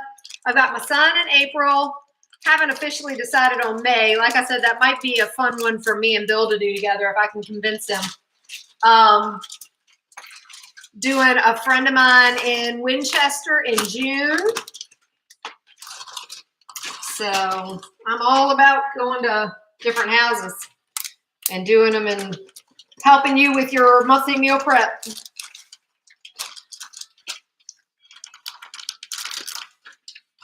And I built the month's recipes around things that, like, I've already sent my son and he's decided all the recipes he wants for April.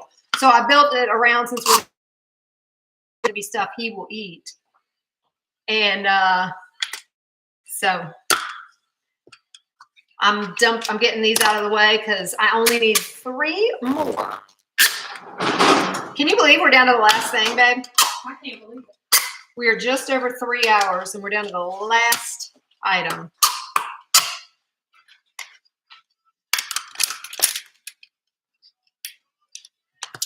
Have you been in 2 hours yet? Probably not. I don't think it'll hurt you if you want one. No, I just need space. Oh. Actually, I can put stuff in the other freezer.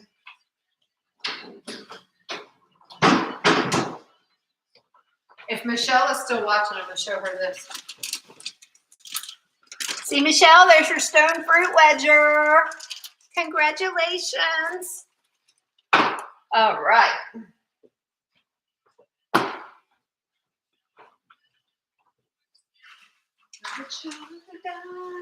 Every day is a good day.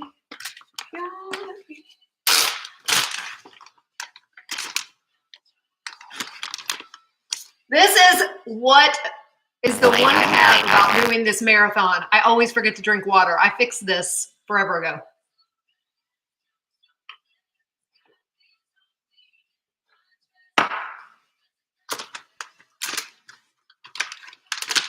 All right, y'all, last thing. Maple bacon wrapped pork loin. This is a client favorite. It is a family favorite. My hubby loves this. My kids love this.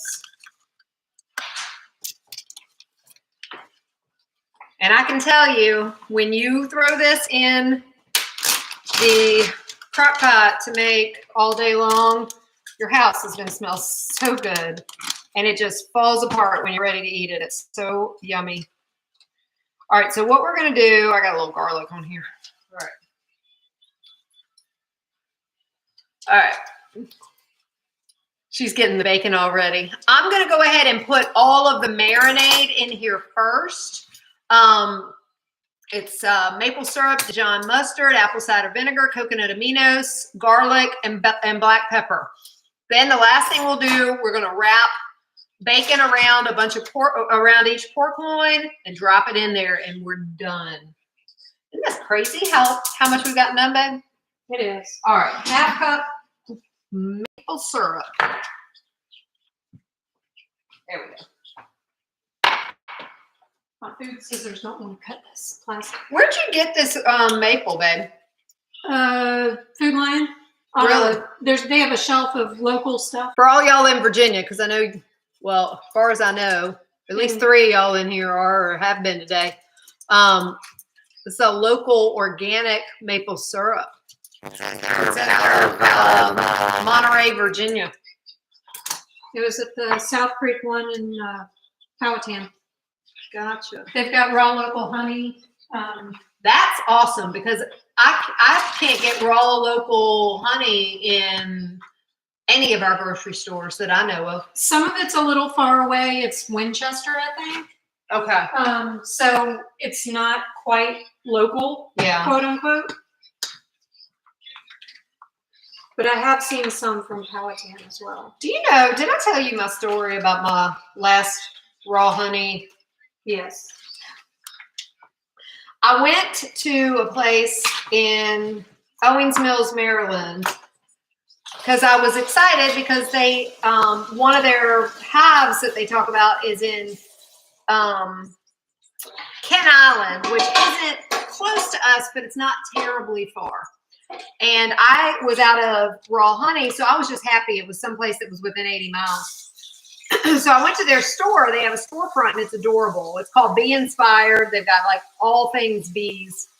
Well, I asked them online before I went if they had, if all their honey was local, you know, within 80 miles. And the lady said, well, local is considered anything you can drive to within 10 hours. And I was like, absolutely not.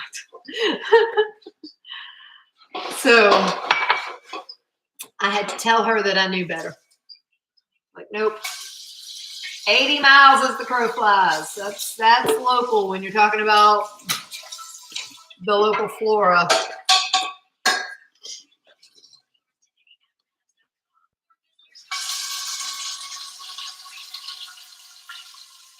All right.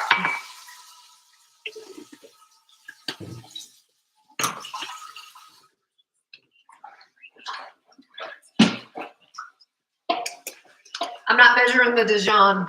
Okie doke. It's supposed to be 3 tablespoons. I can eyeball it. I've done this recipe enough.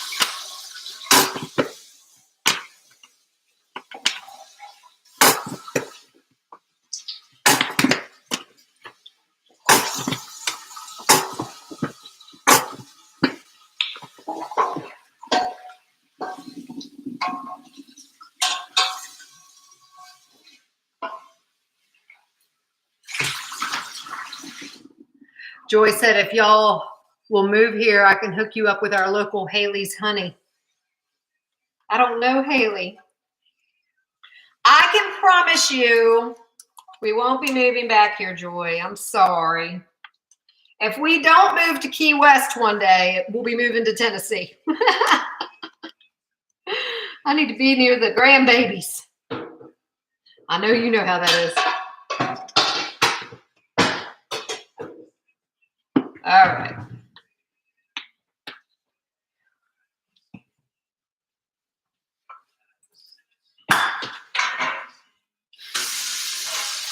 Apple cider vinegar.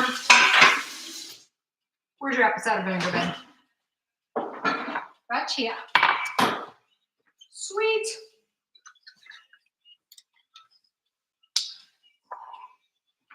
What is it? 2 tablespoons. Okay. I'm not really measuring, I'm just estimating. That's okay.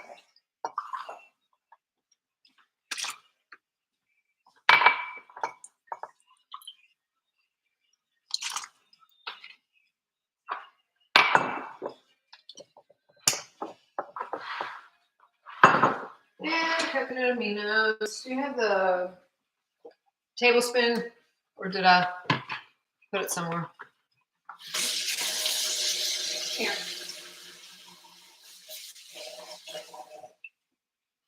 Gracias. Mm-hmm.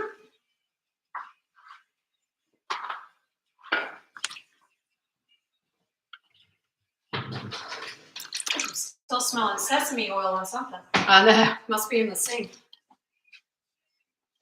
Strong stuff, but it's good. Yeah. You can put this in the fridge if you want. Okay. Garlic, black pepper. That's it. Then we're going to wrap up these pork loins and we are done.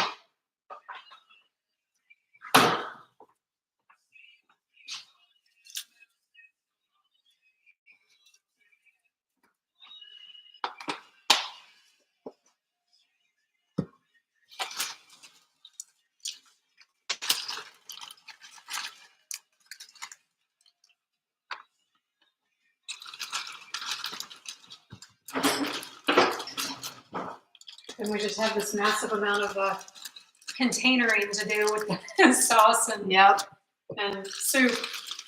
That's right. We're going to eat some first. Oh, yes.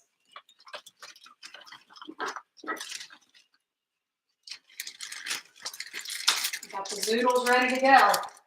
Yes, indeed.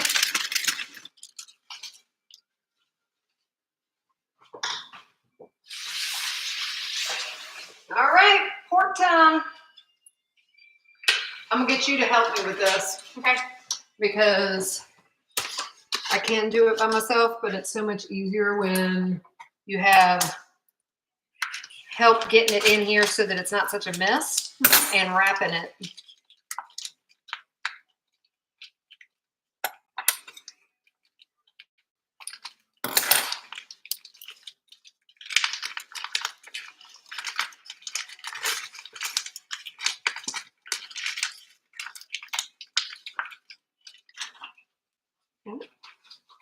Yep. All right. Just start handing me bacon. See, I'm just wrapping it right around.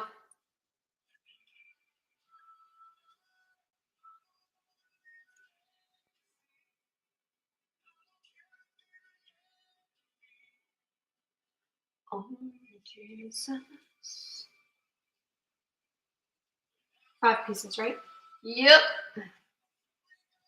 Sometimes you end up with fatter ones of these, and you may need more or less than 5, but I usually make 5 work for just about whatever size. So I got this all wrapped up. All right, sis. I'm gonna just need you to help me guide it, because otherwise it falls kind of. There we go. Cool. I did all right.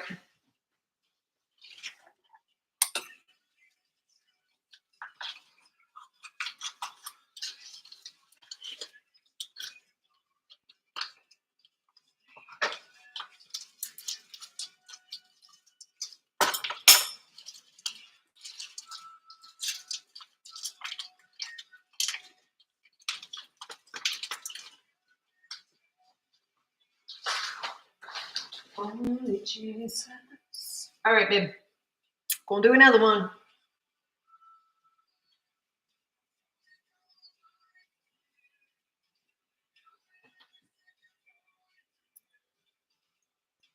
That's a baby one. This is a baby one. Was it a 2-pound one? Close to 2. I think one of them was like 1.6 pounds. That might have been it. How many? I lost count. Is that 5? I think so, yeah. That's all I got room for anyway on this little guy. Yeah.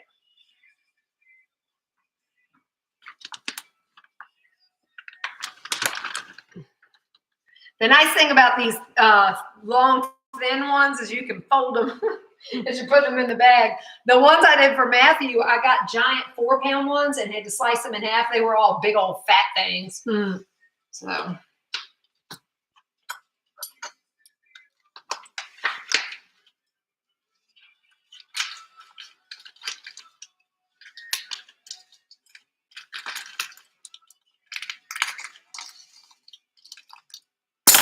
Made a mess.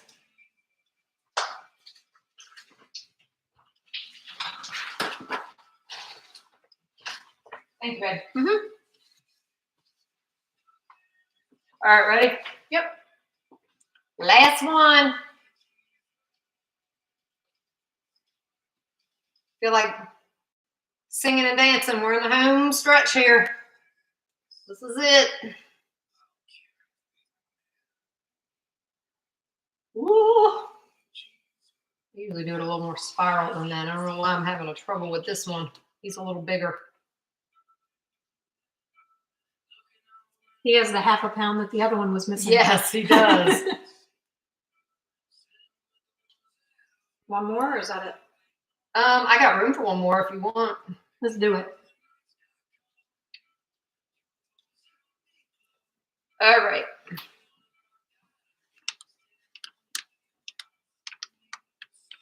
Fingers are just Okay. Let me wash my hands before I zip that sucker up.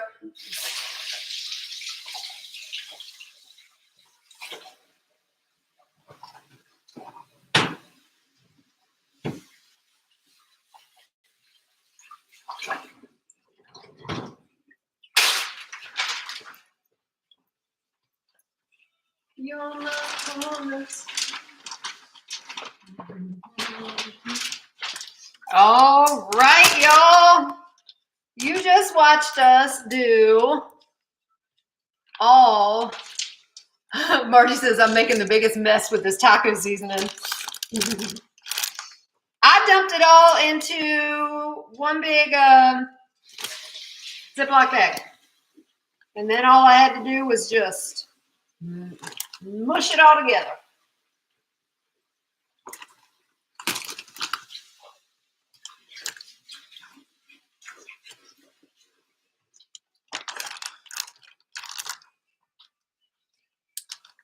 Three hours and 22 minutes, sis. nice.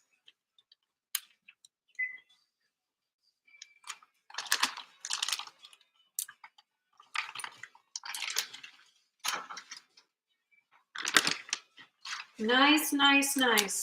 You have a month's worth of food, and we just did it in 3 hours and 22 minutes. How crazy is that? That's crazy. And you did most of the cooking. All right. I'm going to do a quick wrap up just so y'all know what we did. So we're at 3 hours and 23 minutes since we went live because we were about 10 minutes late because of technical difficulties. In that time, we started the beef stock that I will can up tomorrow morning because it cooks anywhere from 12 to 72 hours. We're going to do a 24-hour stock for her because I'm leaving after church tomorrow. So I'm going to go ahead and can that up in the morning, and then she'll have a good probably about 6 quarts of beef stock from what we made today. We have done a big old pot of beef and cabbage soup. That is smelling amazing and ready for us to eat right now. We did a big pot of nightshade-free pasta sauce. So tomato-less pasta sauce that will blow your minds that it isn't tomatoes because it tastes like it is.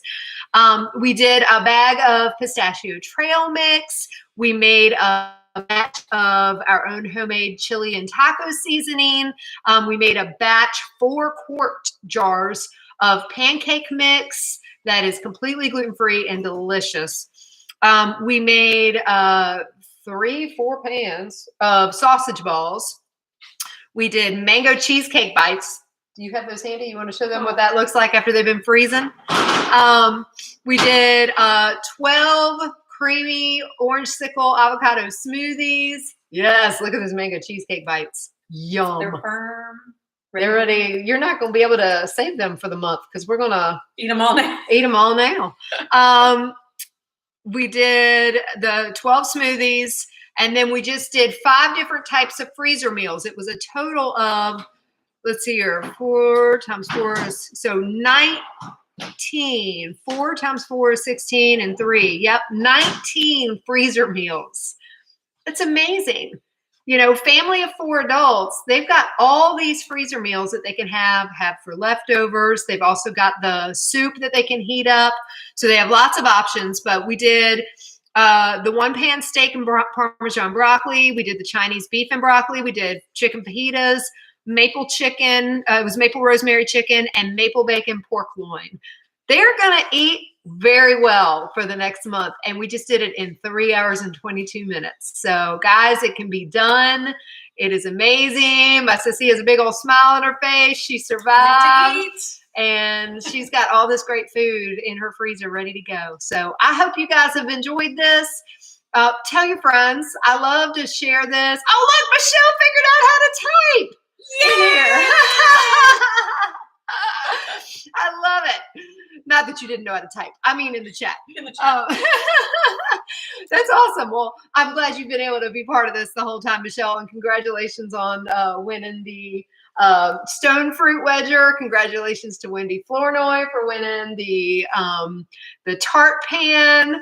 And I have really enjoyed this. Hope you guys will come back month after month after month and do this. Next week, we will have April's, next week we'll have this video segmented out. So if you want to go back and reference and say, how the heck did they do those mango cheesecake bites? You can click on mango cheesecake bite and you'll be able to just see that section of the video. Also, hopefully by the end of next week, it depends on how long it takes my web guy to get this up, but praying it'll be by the end of next week. I'll have all of April's resources ready for you. So you'll have your recipes, you'll have your shopping list with the links for the non-perishable items. You'll have the step-by-step guide because maybe you want to do it before I do it, you know. I'll have the time-saving tips, the money-saving tips, and the gold, the printable labels. I'm telling y'all, that is everything. Yes. So all of that will be available hopefully by the end of next week. That's my goal. I will send out an email when that is all up and ready on the website, so you don't have to keep checking back all the time. And I'll also post next month's link. Hopefully we're going to get the hang of this and we aren't going to have to do this. Hopefully we're going to not log in 9 minutes late each time. Last time it was only 5 minutes late. It was easy to figure out. I don't know why today was so hard. And we just couldn't figure out where to start the stream. So it's because we're in the grannies. Yeah, that might be. It might be. All right, let's see here. You're welcome, Michelle. Wendy said she loved hanging out with us virtually. I can't wait to see you in person in just a few days, my love. And Wendy said, I knew I was going to love this, and I do. That's awesome. I'm so excited. Thank you guys for joining us. We're going to cut it off a half an hour early, and we're going to go eat. Y'all have a great day. Mwah. Bye. Bye.